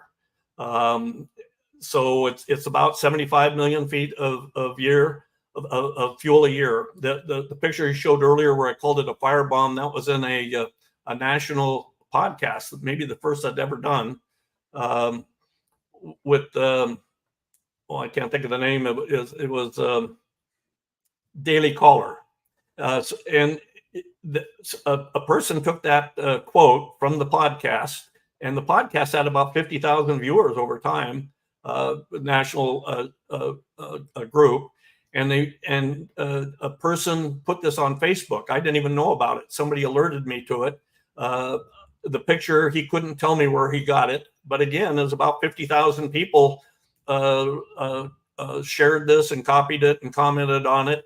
And it made me even less employable. Nobody likes active predictions. Hey, we lost your camera. I don't know what happened, but we can hear you perfectly fine. Okay, good. And you've got the deal up there. So yeah, I have no idea what happened to the camera. Let's see. Maybe I can click a button here. There I am. Hey, there you go. Yep. I don't know if how this was relevant. Explain this graph as well. Oh, okay. This one, you'll see the up and down. This is what Jerry did along with that earlier map. Okay. This is what he did for his book. So it says Jerry Phillips, 1998, and it's the age classes in the Elliot. So the black numbers underneath show how old the trees were at that time. And then the red numbers 30 years later are what I put in. And then I also put in the Columbus Day storm, the 1879 Big Burn, and the 1868 Coos Fire, and the old growth. There's no old growth out there, less than 1%. Right. The Columbus Day storm, the 79 burn, and the 1868 fire decimated the population. So Douglas fir is not shade tolerant. So when you plant trees following a prescribed burn, or when you following a windstorm or following a major fire, the age of the trees goes from however old they were, 20 years or 200 years, to 0. So you get that U-shaped pattern. And that's really normal for forests in Western Oregon for those reasons. Now, if you look at the Columbus Day storm one, and to the left of there, those trees are all plantations. Those are totally what we talked about earlier, a green desert or a green hell, low biodiversity, and they were planted specifically to grow fiber and make jobs. They are not wildlife habitat. They won't develop into wildlife habitat. That's just arrogance or ignorance on the part of the modelers. So that land should be converted to habitat if that's what those people are really serious about. So that's a lot of jobs for a lot of years. The 70, 80, 90, 100, 110, those are the ones that blew down and got salvaged. And then the larger ones, 79 and 68, the 120 to 150-year-olds, those are what were logged off after Jerry did it. So there's about 7,500 acres that you could take off the 120, 130, 140, 150 and put it to the left of the 30 plus that would be less than 30 years of age now, 5 to 30, going back to 94. So those columns would be a little bit shorter, and there would be another column to the left. But other than that, that shows the age classes. It shows the lack of old growth. The 120 to 150-year-old stuff used to be prime, but now we don't have sawmills that can handle it anymore. It's debatable whether we can even sell it locally. The younger stuff, 40 to 60-year-old, planted to cut, it should be liquidated. And if they want to make habitat, turn it into habitat. If they want to make cultural landscape patterns, turn it into cultural landscape patterns. Or if they want to plant trees to make fiber for future sawmills, like we did before, they can do that. But definitely that's prime for management for whatever reason. So either way, all three of those, whether they wanted to do what you were talking about with the having it a riparian area or having it a cultural area, or just having it as a forest that produces wood, all of it means you have to have logging, no Yep. matter what. It all has to be logged. Yep. Or Wow, it'll burn down or blow down. yeah, because and there's no old growth according to the evidence that you've documented, because either the storms have taken it out, the fires have taken it out, and really logging is the least detrimental thing to do, because if you want old growth, you could groom the area so that you could actually have plants that grow to 300 years. Yeah, about 300 years is kind of the upper limit, but the ones you see there at 160, 170, 180, those could be cultivated in the old growth. Those are a fairly small part of the population there. The 120 to 150 could be commercially thinned. The 70 to 80 to 90, 100, again, very small populations. Those could be cultivated for old growth. And then the plantations should be liquidated and transformed into something more desirable. This is incredible. This is really incredible stuff. Hey, I've got to go to my one of my sponsors. I'm going to bring him on here. We're going to quickly. We'll get back to talking about this, because I got a lot more questions, because what you just told me is just mind blowing. I mean, this really should be. I hope people are watching this, and I hope they understand how wrong the bureaucrats are. The bureaucrats are so wrong, and anyone who's listening to this, who are seeing the pictures, who are watching the graphs, there's no way, no computer model could convince you otherwise. But I got to bring Tim on here. He's from Tom and Gigs. Hey, Tim, how you doing? Are you listening to this stuff? This is incredible. Well, a little bit, but it's so noisy in the shop, it's hard to get it all in. So I haven't had a chance to really digest a whole lot of it. Well, it's just amazing. Bob's sitting here telling us about the history of the Elliot Forest and how really there was no old growth, because it's been destroyed by storms. It's been destroyed by fire. And if we don't log it, we'll never have old growth.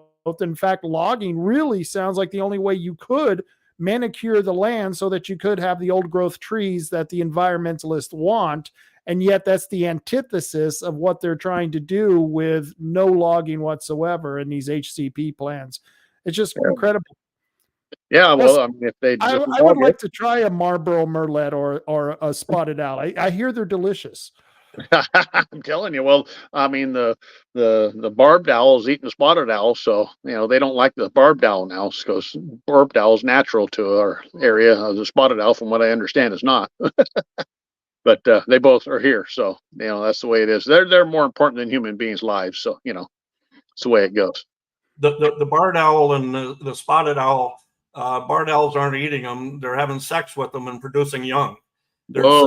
There's more difference between a Swede and a pygmy than there is between a barred owl and a spotted owl. They're two different races of hoot owl, and it's just all part of their computer games and the misinformation they're giving us. That maybe the barred owl is more aggressive, but when we were in school, we were taught that survival of the fittest, and that the owl is serving a niche in the ecological makeup of things. Okay, so you want the best niche in there possible, that would be the barred owl. But what we're looking at is a bunch of burnt out ground, and there's the barred owl is supposed to have moved in the last since the 1970s or something. But there's good indication that the spotted owl did the same thing in the 1880s, that they moved in from other areas because there wasn't any habitat here at that time. Right. Ain't going to be much left here either after it's all burned up. I mean, it's just, the BLM and the Forest Service done a really good job of creating forest fires. If they allow them to go in there and thin the forest, limb them up, grow timber instead of these, what I would call pecker poles for lumber, and clean up the slash and trash, get the, well, I shouldn't say the homeless are criminals, but give them a shovel and an axe and whatever it takes to get them out in the woods, and that's where they're going to work. And if you don't want to do that, then no more freebies from the state unless you want to do something for it. There's lots of labor out here on the streets that I see walking around. If you're able to get in a garbage can and dig your head deep, 5 feet deep in the garbage can or a dumpster, you can sure in the heck get out there and clean up the forest and get paid for it. So that'd be twofold: less fires, less crap, and less dependence on the system of these people. And more tax revenue for our schools and libraries and roads and police. Yeah. Yeah, that's the way it used to be. It used to be illegal to be camped out on a sidewalk. And when I started in reforestation in the late 60s, a lot of the people that they got were winos in the early days. And then it shifted to us because we could have the long hair and still get a job if we could do the work. So, yeah, there's a lot of work out there. We've got millions of young men coming across the southern border doing migrant labor work. And we've replaced a lot of our local businesses, a lot of workers with marble muralettes and migrant laborers. And we can see the results. Everything's burning up as predicted, and rural communities are going broke. Right. I don't know on the sidewalks. Yeah. I don't know if either one. I know she won't mind me saying her name. Loma Wharton's a real big time activist in this sort of thing, and she's talking about over in, I think, in Lakeview, where they're getting grants for forestry and stuff, but they're taking and mismanaging and misappropriating these funds to put them in the general fund, supposedly, and distributing and doing whatever they want when they're specified to go to forest management and that sort of thing. So that's a complete whole nother little hornet's nest. It sounds like might something want to check out, Rob. No, I had contacted Loma about that. That's exactly. In fact, she had sent me some information on that they were taking the grants that were supposed to be going into the forest management, putting it into the general fund, and then they were just diddling it away on whatever pet project they had. And I thought that's quite interesting. When in reality, we wouldn't even need those grants if it was an operational forest. You would have the operational forest pay for itself, and what of those grants are going for is probably the homeless, who probably wouldn't be homeless if they had more jobs to fund feed themselves. It's just amazing how this cycle, it affects so many things, and that's what I was talking about Bob about, is that we have a symbiotic relationship with the forest, and without it, we're dying. And if you notice, because they're allowing the forest to die, isn't it kind of strange that our rural communities are dying as well? I don't know. Well, between the fishermen and the loggers, or it was for those guys, and doctors come and go all the time. So there's really nobody here with a family wage jobs is hard to come by in this county and in Oregon in general, I guess, unless you just happen to be so lucky. But it's amazing when those fishermen and loggers are out of work, how down our business goes. It's amazing the volume that those people bring in for your business. And, I wouldn't want to work for nothing either. Those guys work really hard for their money and they earn every penny. So, but all these windmill things, all this crapola that isn't going to do a dang thing, but cost people money and headache and heartache and destroy the ocean probably more than it will do anything else. And you gotta start logging. If you don't, it's just going to burn. So, and then what isn't it when it burns, they won't even allow them to go in and harvest what's on the ground. So that's really, isn't that ridiculous? They had an environmental lawyer in California that said, okay, now that the trees are burnt, we're not going to salvage them and create sawmill jobs. We've got a blackback woodpecker to worry about. And that's not a joke. Blackback woodpeckers make it so we can't harvest the snags. Marble muralettes make it so we can't log the trees. It's the Elliot alone, you were talking about logging jobs. When they were getting 50 million feet a year off the Elliot, that's over 400 jobs. That's just the Elliot. You add on the other state forests, you add on the federal forests, and the loss of jobs in Western Oregon the last 30 years through the Endangered Species Act is in the tens of thousands. And the losses to the communities and the schools is hundreds of millions. The total cost of society is in the billions. So we're spending tax money to have people put out fires that don't even live in the community. Right. We pay tax money to have illegal aliens come in and plant trees and send the money back to Guatemala or Mexico. That's been going on for a few decades. And local people are living on sidewalks. It's idiotic. It's hard to believe. I don't know if you've lived in Oregon for over 50 years, but watching this happen has been really a sad, irritating process. Oh, yeah. Heartbreaking. It's And the people heartbreaking. that do own land out there, they can't do anything with their land. I remember dealing with LCDC back in the early 80s. I've been here since 1958. I was born here. So sometimes I'm proud of it and sometimes I'm not because it's politics. But still, you see things come and go like the mills, and now it's a casino. And, we've, what GP now, they're not running anymore. It's kind of sad to see. But something's got to change. We got to change the state to red and get some common sense people back in office and start doing some real work in this town or in this county and state. But where did the federal government ever get the authority to own land or create national forests? If you look all those laws up, it's a bunch of baloney. Well, Tim, we were talking about that. Elliot is a state forest, and I agree with you with the federal lands. They own 54% of the state, and that should revert back to the counties as well.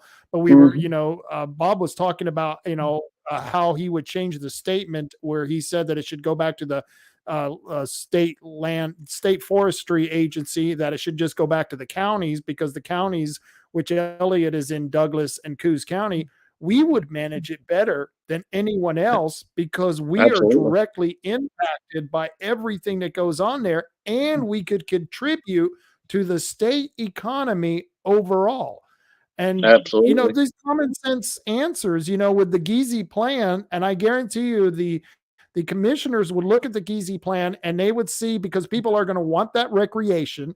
They're going to want the cultural habitat to remain the same, the cultural values that we get off the land, and the fact that it would be a managing forest that you could pull lumber and timber off of that land and make money on it. It's a win-win-win proposition. And they're just not going to let us do it. It's just nuts, Tim. Well, it's how much we have to put up with. I guess we had a civil war once, right? We got tired of the British, didn't we?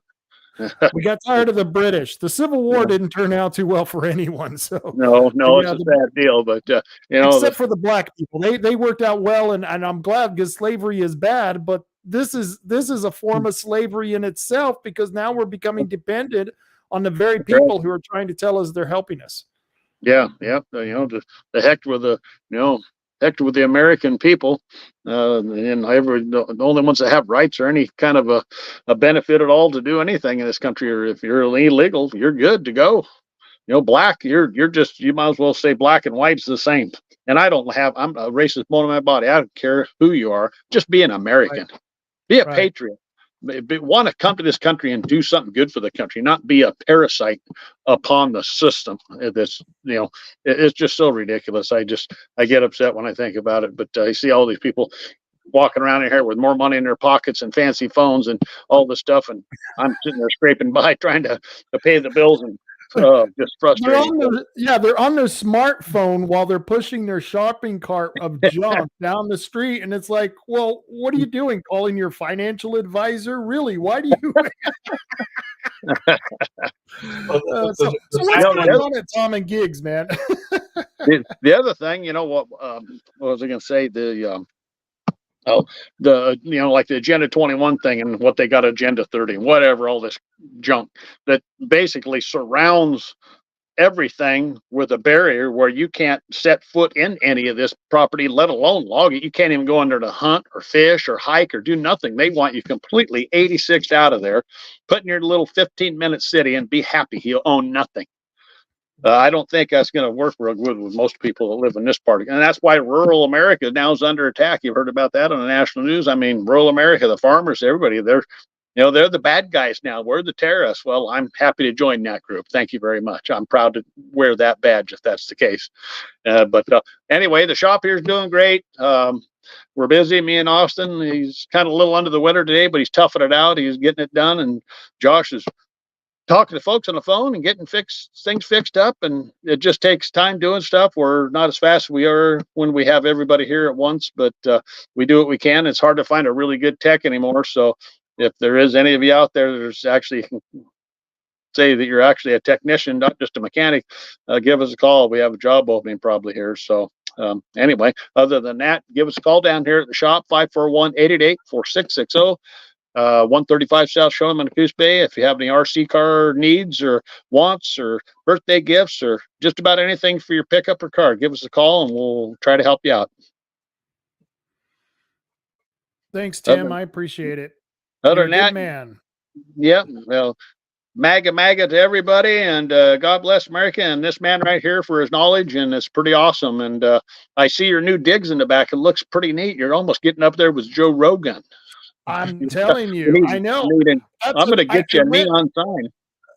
That's what Bill told me. I need a neon sign. That's urban renewal. I went to the city and got an urban renewal loan, and it only cost me $200, but I took the other $25,000 and I'm going to go spend it on hookers and coke in Las Vegas. So oh man, you're styling now. What happens in Vegas stays in Vegas. Stays in Vegas. You take care, man. Okay, bud. Talk to you later. Thank you. Right. Take care. You know, Bob, that's why I love having my sponsors. They are just salt of the earth people. Uh-oh, we lost you, Bob. You still there? Yeah. Oh, there you are. Yeah. I think you're hitting a button or something, because I get a slash on the camera, and then I click on it, and then it comes back on. That's wild. I'll figure it out Maybe here. it's a timer. I'll get it down. So we were talking about the graph. We were going back to the graph, and boy, this isn't very. Let's see. Well, that doesn't come in very well, does it? Let's see if the other one does. No, there's the Elliot State Forest timber volume going back to the 1930s, harvested 1940, 2020, 21 with and without fire. Explain this chart to us. Okay, I'm not familiar with who did this, but it looks accurate. We were looking at the earlier pictures. The 1930 is when they created the Elliot, and it had 4,000 acres of old growth, and everything else was young second growth Douglas fir. So that's the reason the volume is so small. The harvested area was around the perimeter of the Elliot. There were some very early logging shows in there. A guy named Mark Woods or Mick Woods or Mike Woods, maybe. He's blamed with starting the 1951 Vincent fire, which was the last major one till 1987. But that's why the harvest there is small, just a few small Chippo loggers around the perimeter. Then the 2021, that is after all that logging. That's after 50 million feet a year. And it's the trees are growing, they're getting larger. The roads are in, they're being protected that way. And then the 2100 without fire, that's like having a drought without rain. There's always fire wherever people are. That's a projection. That's a computer projection. That would be without fire, without logging, under what they would call ideal circumstances, and everybody else would call a real waste of resources and an increasing risk of fire the more volume you get. Right. 2100 with fire, that would be right back to the 1930 levels. Same thing. It all burns up. It's all gone. And so that's an interesting graph. Do you know where that came from? That was on the website. That was on the same page where I got your other pictures from, and it was down a little bit lower. And in fact, the wording that I had was talking about the different years of harvest and how they changed. But this is like you said, if we don't go harvest it, it's just going to burn. And it's not a matter of if it's going to burn, it's a matter of when it's going to burn, correct? Yep. That's the record. There's no Coast Range forest. There's no Douglas fir forest. that won't burn after a certain period of time. On the coast, it's highly unusual for trees to become in excess of 400 years of age because of these regular fires and windstorms.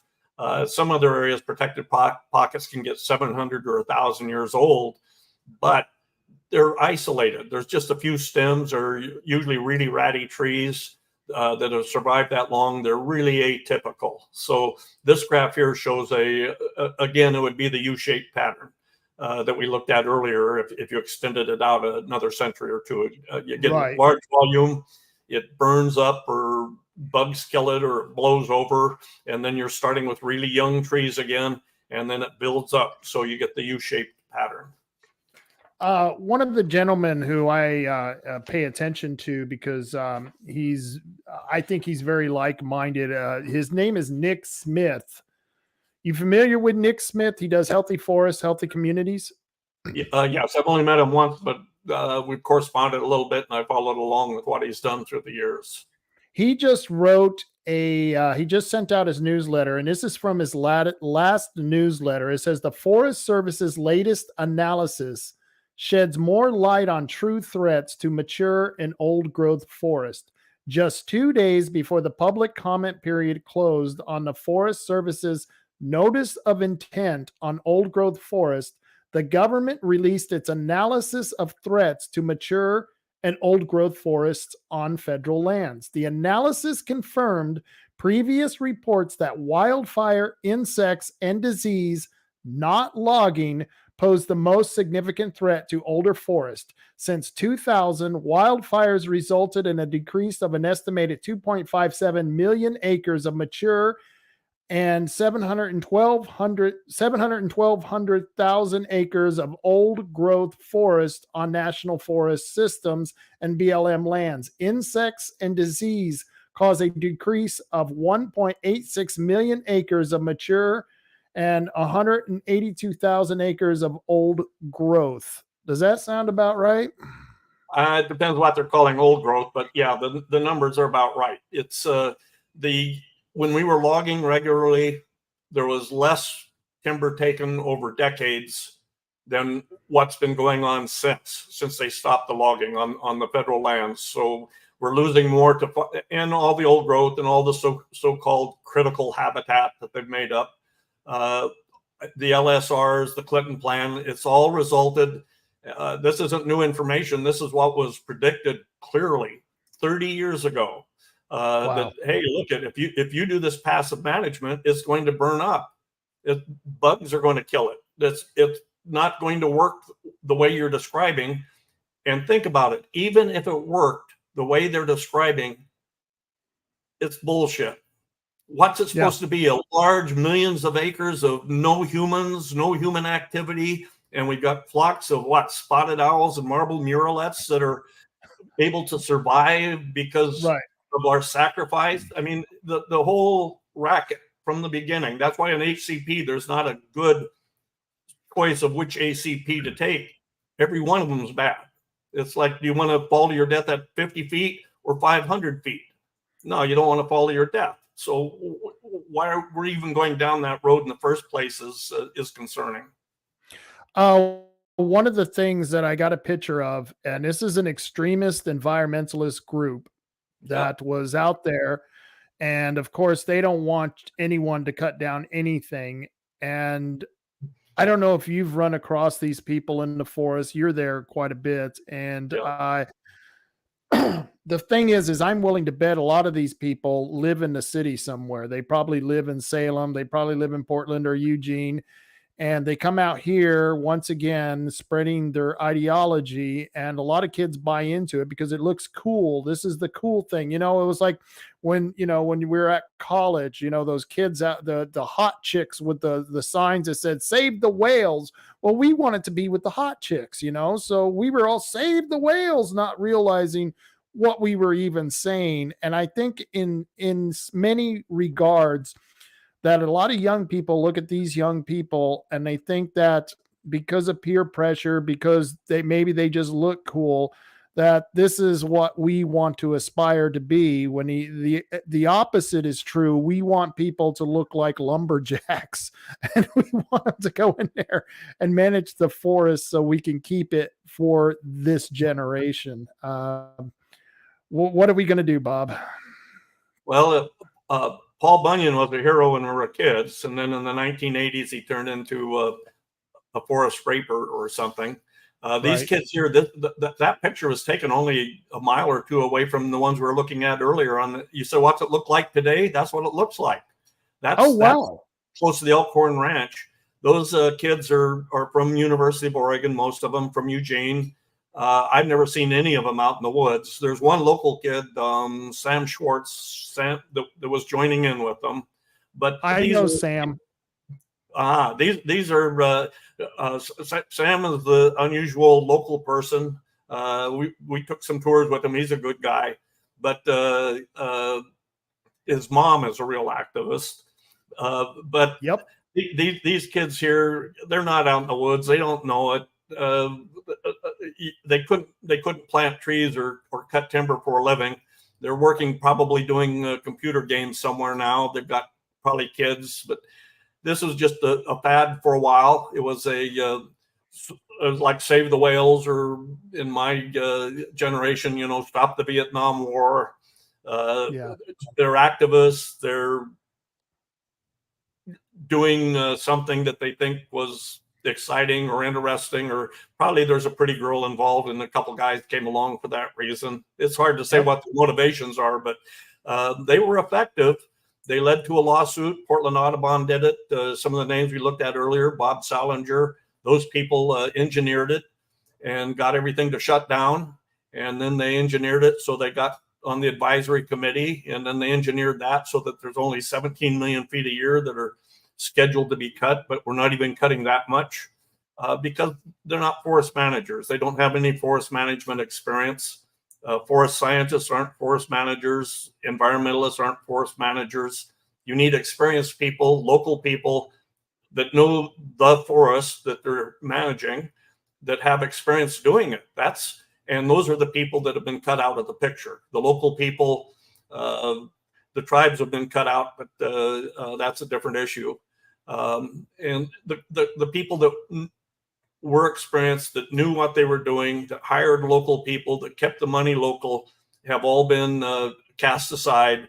And then we got nitwits like this out there claiming to save the owl or the fish or something.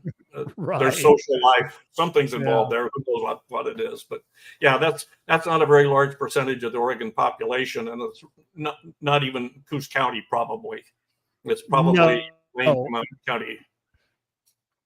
No, I know the kids here, and our kids are really good. They understand everything you're saying, and I think many of them have a right to be angry with us. And not with you and me, but angry with the government and the situation they've created, because they've created a no-win situation for them where, they either have to join those kids working on computers when there could be very viable jobs out in the forest that they actually love, and they're being denied that. And it's just absolutely heartbreaking, Bob, because like you said, they're really just trying to keep humans out of it. Like somehow we are not even a piece of the puzzle in nature. And that in itself, we're going to face the consequences for. There was a lawsuit that I think you wanted to talk about. What was that involving? Well, that was what you showed earlier with the Oregon Advocates for School Trust Lands filed against Department of State lands because of the Common School Fund trust obligation wasn't being met. That $220 million, that's a whole different story. I'll tell people, buy my book, and it's got the whole story in there. But the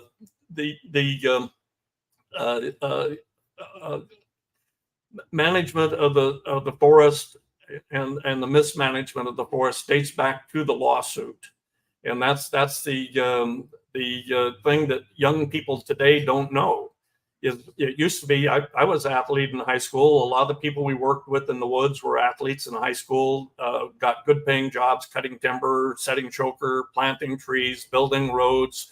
All those jobs disappeared. They've been replaced with marble muralettes and migrant crews. I've been accused of being a racist because I say all this money is going to illegal aliens in my industry, reforestation, and they're sending it overseas. And they say, well, that's racism. Well, Mexico and Guatemala aren't races. We had Mexican workers on our crew. They were local residents. That's the key. If it's local businesses, local people that know the woods, there's a lot of work that needs to be done, that should be done, especially if they're trying to save the old growth. So if they knew what they were talking about, they would want people out there actively managing the old growth so that it doesn't burn out, so it doesn't get hit by bugs. But that's not what they're doing. And that's a problem. A lot of young kids, they don't know those jobs. Those have been gone for 30 years. So their generation is, they know a few people like the man that was talking earlier, that the loggers come in when they're working. They should be working year round. There's way more work out there than we can handle with the current workforce. If we got illegal aliens coming in, give them not a green card, give them citizenship and make them live locally and rent out a local place and buy their car locally and eat their food in a local restaurant. And that's how we used to do it. And we didn't have fires and we had nice schools and parks. So it's sad and irritating to see what's happened, but it's reversible, but it's going to require some major changes. So where is that lawsuit at? How has that progressed to the courts? Yeah, I kind of want to track there. So no, it was good. It was good. it was just it's up for appeal right now. Probably the local judge said what you've been saying and people said earlier, that this isn't a legal issue. It's a political issue. This is politics. So the judge was saying he could not, because of executive privilege, the governor and those people can mismanage our land with impunity. So even though it's a trust obligation, the legislation's done some wiggle room with the language so that they have the legal ability to be doing just what they've been doing. So his thing was, this has happened. You've documented it. The common school fund's been screwed out of hundreds of millions of dollars. The local people have been incrementally put out of work. But it's a political issue and it needs to be settled at the ballot box rather than in a court of law. So we're looking at that very closely right now. That decision just came down a couple of weeks ago. Looking at it very closely right now and probably going to appeal it to a next higher level of court. So if you got listeners out there that want to help fund a lawyer or help fund education, we've got two nonprofits that are trying to make a difference. I'll try to find the page that had the website, but let's see. You had it up there earlier. The Oregon Advocates for School Trust Lands. The other one would be the ORW, and the other one is orww.org, and it's got two Elliot websites on it. It's got a YouTube channel with tours of the Elliot, with interviews with Jerry and David, with the actual experts before they died. It's got oral histories that are on file, 25 hours of oral histories while touring the Elliot with the experts, all transcribed and at OSU archives. We've got that online. So there's a significant amount of information, and Department of State Lands and Oregon State had millions of dollars in 5 years, and somehow they never seem to discover that all that work's already been done and is being done by Southwest Oregon Community College forestry students. Tasha Livingstone Davison, that's the last name I couldn't remember before. Her classes, we worked with them for 6 years. So we were the actual experts on the Elliot. Those students are the actual experts, and they avoid us like the plague. They don't want any expertise out there. They've got a computer that tells the future for them and that they get paid to play with. But isn't that the opposite of having a research forest? I mean, What damn. they call research and science now is computer games. Oh, Yeah, it geez. used to be field research meant you went out in the field, you took measurements, you documented what you were doing. I practice science and they avoid me. So Yeah. they changed the meaning of the words. A conservationist now is a preservationist, whereas it used to mean wise use. And old growth now is the same as a 25 or 30-year-old person, calling them an elderly citizen.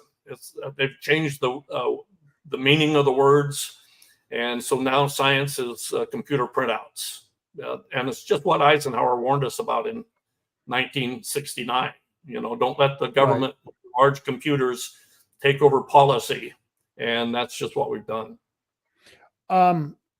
You've written several books, and there were a couple that really piqued my interest. I want to go get. Just tell us, and I saw them on Amazon. Your books are on Amazon. If tell us what books you've written and where people can get them if they don't want to go on Amazon, because sometimes people don't like that, and I'm not one of them, but there are people out there who don't like Amazon. So give us a little tip on that.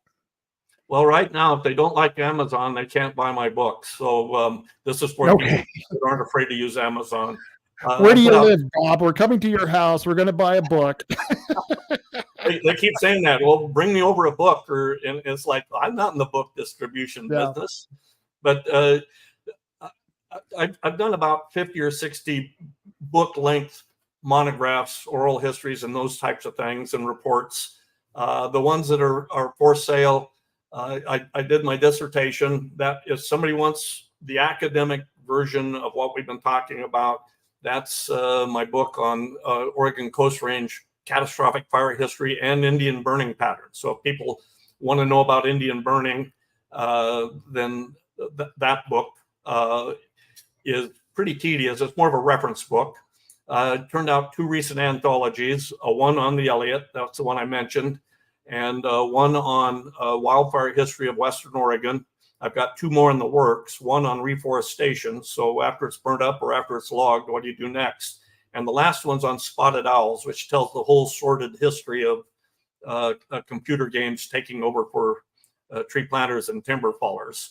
I've got one other one, fine art, which means nudity in the woods, that I did collaborated with a friend. It was my first fiction in 47 years and her first fiction in 27 years.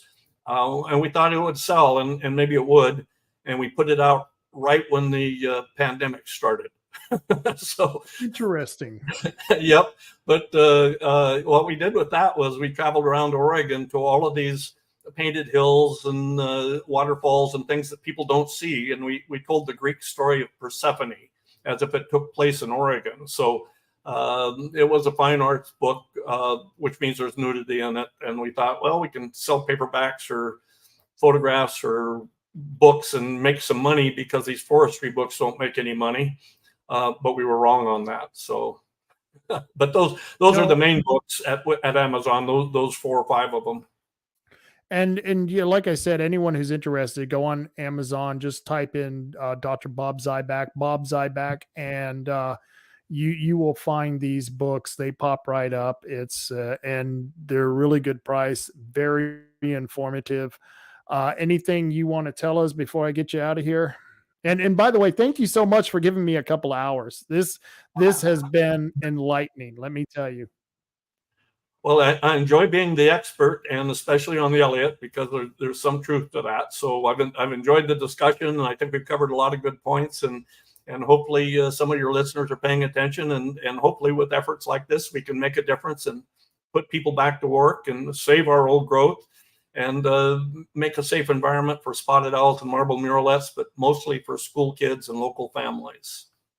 You got it. Thank you, Bob. And you have a wonderful day, and I'll get you back on here, because I think this is a lot of information that we need to review and find out what's going forward, because that Elliot Forest, what's going to happen. They're going to be fighting over this, and you're going to be in the middle of it. So I'm going to want to hear what happens. Okay. Sounds good. Talk to you later. All right, Bob. Talk to you later. You take care. All right.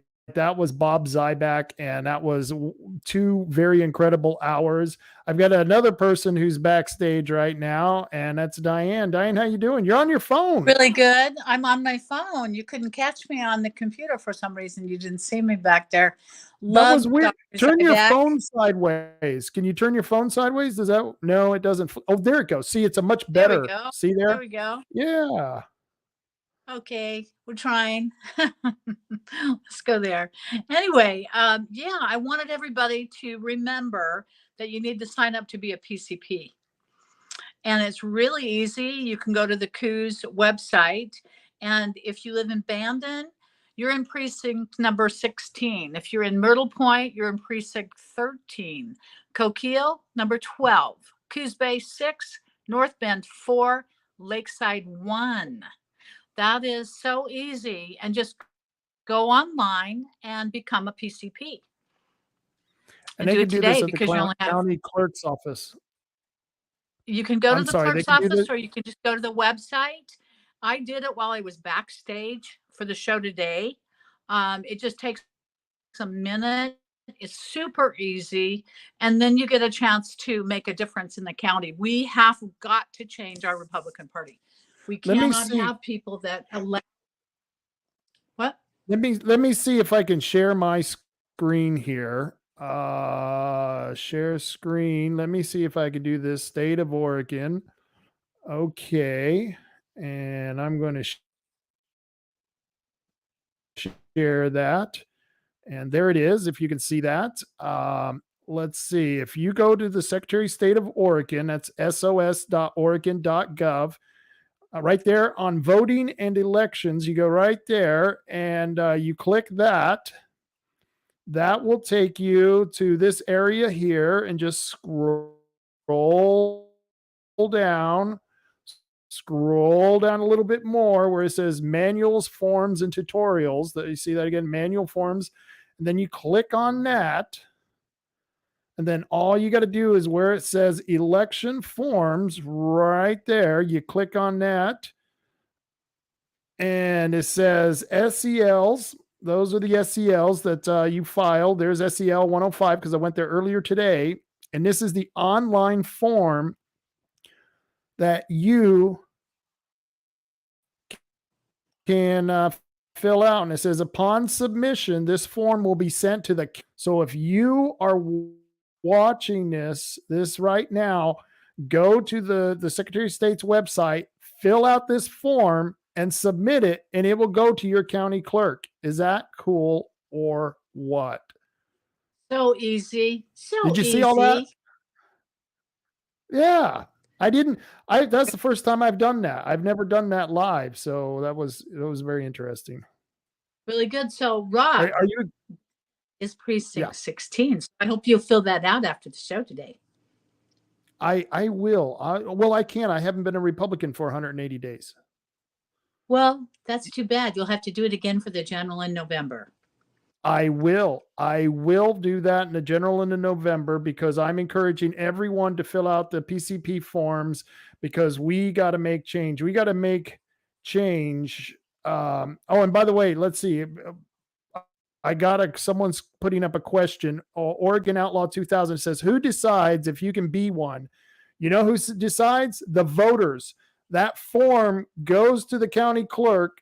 It goes on the ballot, and your neighbors will decide if you're going to be a precinct captain. And here's the great thing, Oregon Outlaw, is that most of the precincts are not taken for the Republican Party. So if you're in the Republican Party, or even if you're in the Democrat Party and you've been one in the party for 180 days, your neighbors will vote on whether to make you a PCP. And normally it takes like 10 votes. I've seen people win as few as 10 votes. It doesn't take a lot because there's probably not anyone in your precinct captain position, and you'll be perfect for it. I think you'd be perfect for it. Oregon Outlaw, we'll definitely need you there. It's very important. I didn't realize myself how important it was until we tried to make some changes in the Republican Party. When things started going sideways, and we see that there's issues within the organization itself, you can't do anything unless you're a PCP.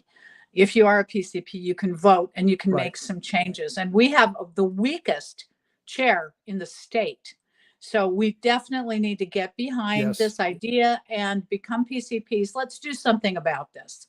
Let's not just let it keep happening. Right.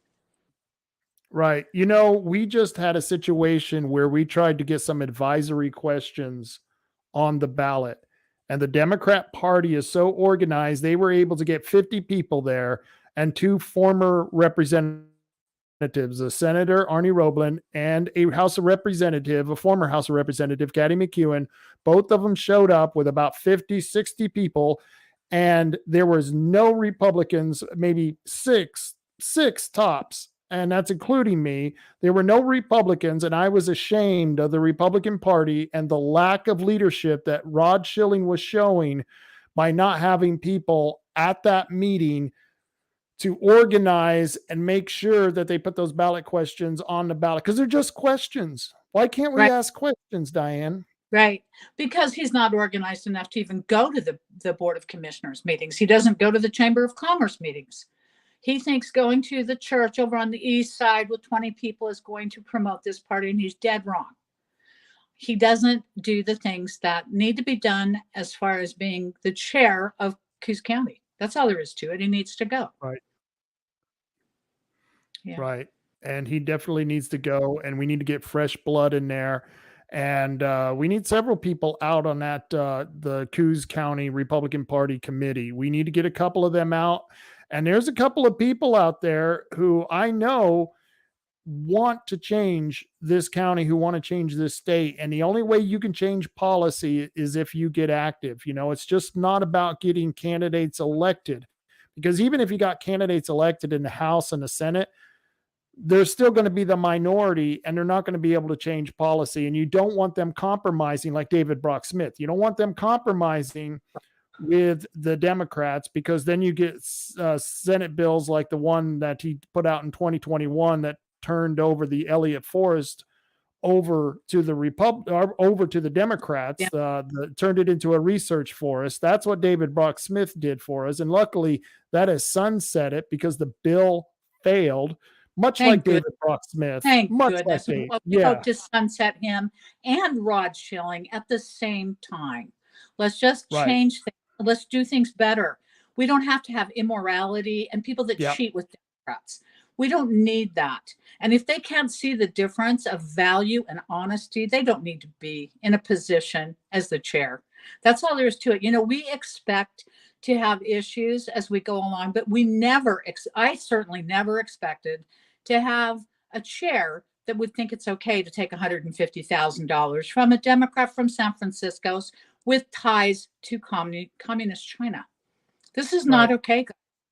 And anybody that stands up and says, oh, but he's a great guy, is not paying attention. Doesn't matter whether you're a great guy or not. If you are spreading influence and your money in the legislature and it comes from Democrat parties' pockets, you're not a Republican. We don't do those kind of things, and this has to stop. And if you don't understand that, you need to resign, because you don't have the ethics that are necessary to be in leadership, period. Diane, I think your phone has a better microphone than your computer. It really Do you think is clear. So? Yeah, that is really clear. You're going to have to get a stand really hard for to your hold this phone. I was going to say, it's hard to hold the phone because, you can see you shaking. Right. So you need to get a tripod or some kind of stand for your phone that you can set it up against something and do these interviews, because your voice is coming through great on that thing. So are you ready for this weekend? I'm excited. This weekend is going to be a blast. It really is. Yes. It's not every day that I am able to speak to owners who are creating AI platforms. And in the last month, I have been involved with people that are so brilliant and have wonderful filtering systems that are so angry about what's going on in our country. And they really want to make a difference. They want to change things. They want to do things better. And they're not willing to accept what we have going on right now, especially the rhinos that we've got in the Senate. They have to go. We cannot expect our businesses to take a loss every single year while we play with pretend policies. We need to do things that are within capitalism to make things better. We can't go on with these social games. They're losing money. We're losing our police. And Yep. I, for one, do not want the homeless to be the only industry in the state of Oregon. Right. Right. We've got so many natural resources here, and their biggest idea is to kill those natural resources by putting a bunch of windmills off our coast, or killing the population by making them all dependent on the government. And that's the last thing that you need people to be, is dependent on the government. It's just slavery. And the thing is that the people you're talking about, these people behind the scenes that we're working with, oh, my camera froze. They want to help us change Oregon because they know Oregon is what the rest of the country is going towards. And they don't want to see the rest of the country. They don't want to see where they live in Texas or in Idaho or in other places. They don't want to see that turned into an Oregon state, or like Oregon or like California. So that's why they're trying to help us change Oregon right here, right now, because they know the Republican Party is ineffective with the leadership it has. So we have to change the leadership in the party. And we also have to create organizations that are going to work parallel to the party to actually function to change policy. And that's Right. what's great about these people. I love it. I love this stuff. I'm really excited. This is the first time I've been excited about what's going on in politics since I moved to Coos County. Yeah, me too. There is absolutely no reason why they can't be completely successful. What they're bringing in is amazing. And we're darn lucky to be with these guys and to be able to know what is going on. And I'm so happy, Rob, that you and I broke the story about David Brock Smith. You know, at first Yep. it was pretty horrible, okay, because you guys treated us like we did something wrong. And I'm sorry, but Rob and I did nothing other than bring the information to light. David Brock Smith did things wrong. We didn't do anything wrong. And when we brought it forth, we did not lie. It was 100%. The situation is exactly what he did and exactly what we said he did. And his misinformation, I'd like him to tell us exactly. David, tell us. Where is this misinformation? Because the Secretary of State might want to know and the county clerks might want to know, because that's where we got our information. Anybody that says that we lied about David Brock Smith hasn't done the research. Anybody that says 3375 is a good bill is absolutely insane. David Right. Brock They Smith either haven't brought read it or windmills they're here. lying. Right. They're lying. They're lying. Anybody that says he's smart and he's a statesman doesn't understand what he's done to this state. And you better start reading some bills because you really are sorely uninformed.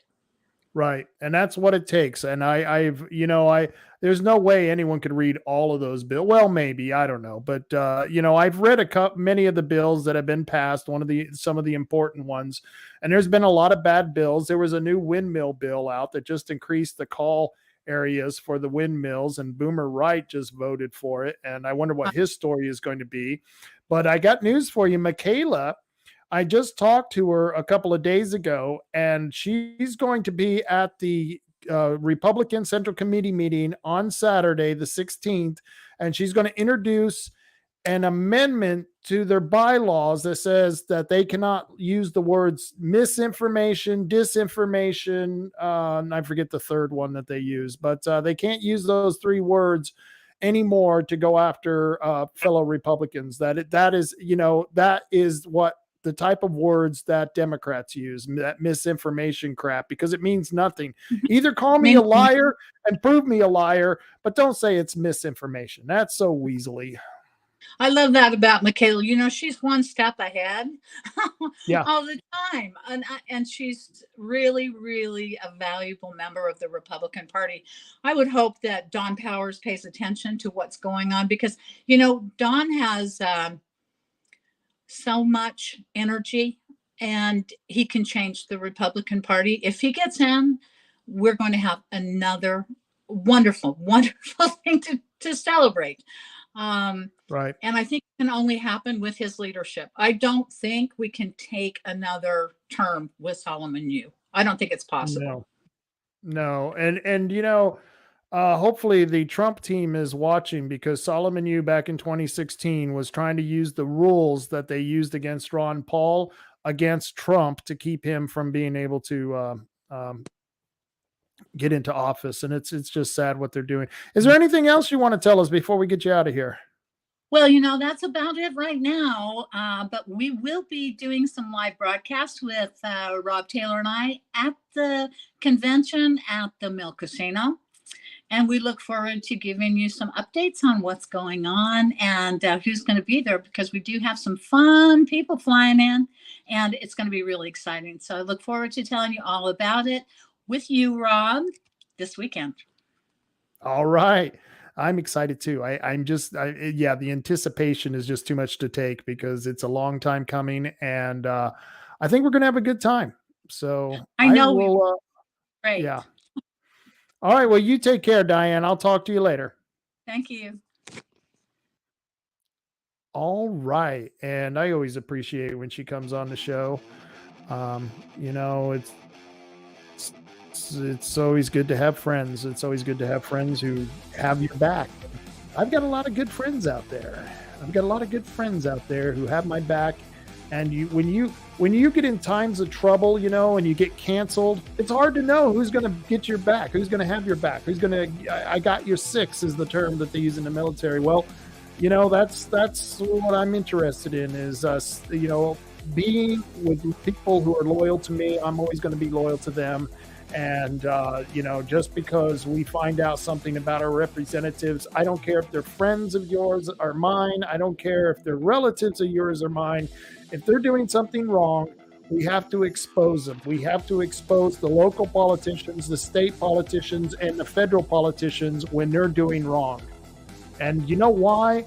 Because you probably have children or grandchildren. And if you do have children or grandchildren, you want to protect their rights. You want to protect them from bad policies. And that's why we do this. We do this to change the policy. We don't care who's in office. We just want them to make things better for us, not worse. And that's what they're doing. They're making things way worse. For all of you who live in Coos County,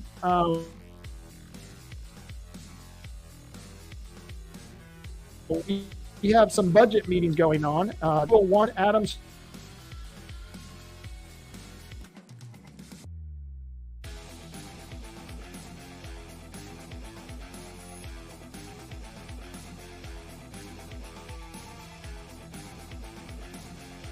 What they're going to be doing all week long is budget meetings. On Wednesday at 9 o'clock, the work session is going to be budget, including surveyor, clerk, assessor, finance, tax, county council, BOC, various funds. That's on Wednesday. On Thursday, 9 o'clock, same time, work session, budget, only if needed. And Friday is going to be a meeting only if needed. So Thursday and Friday are tentative meetings.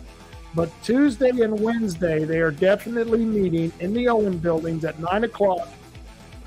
Excuse me. And these budget meetings are the most important meetings. That's where the skeletons come out. In fact, the commissioners, even though they're good guys, most of the times, some of the times, they're good guys. They don't really want you going to those budget meetings, because you're going to really see some really scary stuff. Those budget meetings can be really scary. And I highly recommend that if you want the truth, you go to those budget meetings and you see what they're talking about, because we've got a budget crunch happening if the tax levy doesn't pass. I'm not voting for it. I'm not supporting. I'm taxed enough already. And that may cause a huge problem if a lot of you out there, the majority of the voters, don't vote for this tax levy. Well, then we're going to have some hard financial times at the county level. And you know what? That may be something we have to face, because I'm tired of paying all these taxes and not getting anything for my money. The school taxes, how ridiculous. They're indoctrinating our kids. They're not educating the kids. And the library tax, they turned the library into a homeless shelter. I don't want to give any more welfare to these drug derelicts. I'm tired of that crap. And so I'm just tired of the federal taxes. I mean, almost half our money, almost half our money goes to the federal government. Why? Did you know $220 million is sucked out of Coos County every year to go to the federal government, and they're $35 trillion in debt. How can they be getting that much money from all these counties and all these states across this country, and yet they still can't balance their budget? Well, maybe it's because, they're spending it on all that crack and hookers that Hunter Biden is smoking. Maybe they're sending it to the Ukraine. Maybe they're sending it to Israel. Maybe they're spending it on all these woke agendas. They're doing all of the above. And I'm personally a little damn sick of it, and I'm even more disgusted that I'm having to pay for it. So we got to do something about that, folks. So I hope you go to those meetings. It's very important, because if you don't do something about this, the leftists will. The leftists, they love going to these meetings. They love doing those kinds of things. And, it's not going to end. It's not going to end in a very pleasant way. And I want to thank all the sponsors who sponsor me. Yeah, that's right. I still got sponsors. I got canceled off the radio, and yet I still got sponsors. Can you imagine that? So I must be doing something right. But if you enjoy the show, go and see my sponsors. Hire them for your business, because they do an excellent job. Matt Holman was just on here. We had a winner for Where's 3H Tree Service. Mr. Smith, congratulations. You, I heard, were the winner for this week's Where's 3H Tree Service. It was $100 this week. We're going to play next week. It's probably only going to be $50 next week, but you could be the winner. And all you got to do, if you need some trees cut down, is call 3H Tree Service at 541-294-1800. That's, once again, 541-294-1800. And Matt Holman and the rest of the guys, well, they can help you out. Take those trees out with surgical precision. Tom and Giggs, we just had Tim on the show. Tim was great. He's like a firefly. I mean, he's out there just boom, boom, boom, he just really was great. And I love having him on when I have my guests on, because he really adds so much with his passion about what's happening in our area. I believe he was born in Coos County. I'll have to ask him, but he's lived in Coos County most of his life. He has a business here. He's concerned.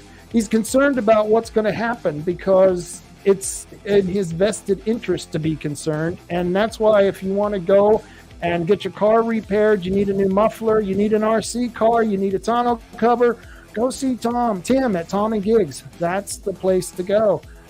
If you're also interested in protecting your rights, I would highly recommend donating to Oregon Firearms Federation. Don't give to the local Republican Party, because, well, they're not doing the right things. No, they're not doing the right things. So don't give any money to the local Republican Party, and certainly don't give it to the candidates who are not representing us. Most of the incumbents here, let's see, Boomer Wright, I wouldn't give him a damn dime. Dick Anderson, well, that's what he can get, Dick. That's all I care about, Dick Anderson. I had to apologize for somebody for asking them to support Dick after he stabbed us in the back so many times up there in the Senate. So don't give him any money. Court Boyce, he's just an idiot. He doesn't know what he's doing. He's like a blind man driving a car. And then you got David Brock Smith, who's playing at three-dimensional chess. In other words, he's selling out to the Democrats and the Chinese, probably. So I wouldn't give money to any of our candidates, none of the incumbents. I'm not going to vote for them. I'm not going to support them. And you need to think about that. If you are supporting them, ask yourself why. Why am I supporting this candidate? Why am I supporting this party? I would stop that. I would work to become a PCP, and I would work to change the party from within to make it a better party, so that people do want to give you money, so that people do want to support our candidates, because we want good candidates. And I don't care if they have an R after the name. I just want them to uphold the Constitution. I want maximum freedom and minimum government. If we can find candidates like that, I don't care what they call themselves. We need to support those candidates, and we need to change the local and state Republican Party. And one of the people who's working to protect our Second Amendment rights is Kevin Sterrett for the Oregon Firearms Federation. He's doing a hell of a job. He's the only no-compromise gun organization in the state. And you can see that website right there, www.oregonfirearms.org. I highly recommend that if you got some extra money, you give it to them, because Kevin's going to use it to fight for your Second Amendment rights. And if you want to practice those Second Amendment rights, I would recommend also that you can go check out the Abandoned Gun Club. They don't have a rifle range, but they do have a trap, a 5-stand trap, where you can go and shoot your shotgun, and they have a pistol range. I would get highly precision. I would try to get more precise with using your guns. You know, you want to practice that precision. You want to be able to protect yourself, because you may have to at some point in time. We've got a lot of, well, for any lack of a better word, a bunch of dirtbag illegal aliens coming across the border who want what you got. That's why they're here. They're taking it, and even if they're not taking it directly from us, they're taking it from the government. You work so hard for your jobs. You work so hard to put your kids in school, and you work so hard to live a good quality life. And here these people are breaking the law by coming to this country, invading this country, and someday they may try to take it from you because they want what you have. And if they can't get it through, Uncle Joe Biden, who's just giving away everything we own, well, they're going to come and take it from you directly. And that's why you need to get, better with defending yourself. So I highly recommend the Abandoned Gun Club, and I also recommend the Tioga Sports Park, the Tioga Sports Park Association. It's the gun range right next to the dump, the county dump, right on 101. And if you want to find out more, you can get a map at the tiogasportspark.org website. They have a map there that will tell you how to get to their park, and I highly recommend it because, once again, they have a rifle range. Bandon doesn't have a rifle range, but they got a 5-trap stand where you can practice your shotguns, but then you take your rifles over to the Tioga Sports Park and become a member there as well. Both of these things, you can become members at both gun clubs, because why? They're fairly cheap.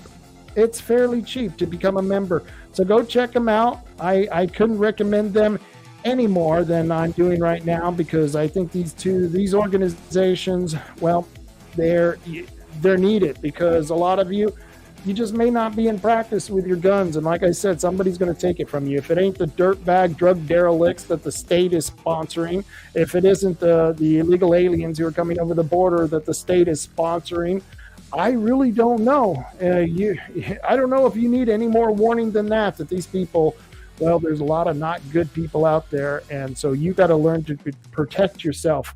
I've got a lot of guests coming on. We're going to get, I talked to Adam Palmer, who put on that, was the host for that town hall that was put on last week. We're going to try to get him back on to give us a little bit of update and what was happening, and we'll be talking to him. Joel Skousen, I got Joel Skousen coming on here. We're going to be talking about his candidacy in the Constitution Party and some of the things that he sees going on. I'm sure he's going to tell us a lot about those illegal aliens coming across the border.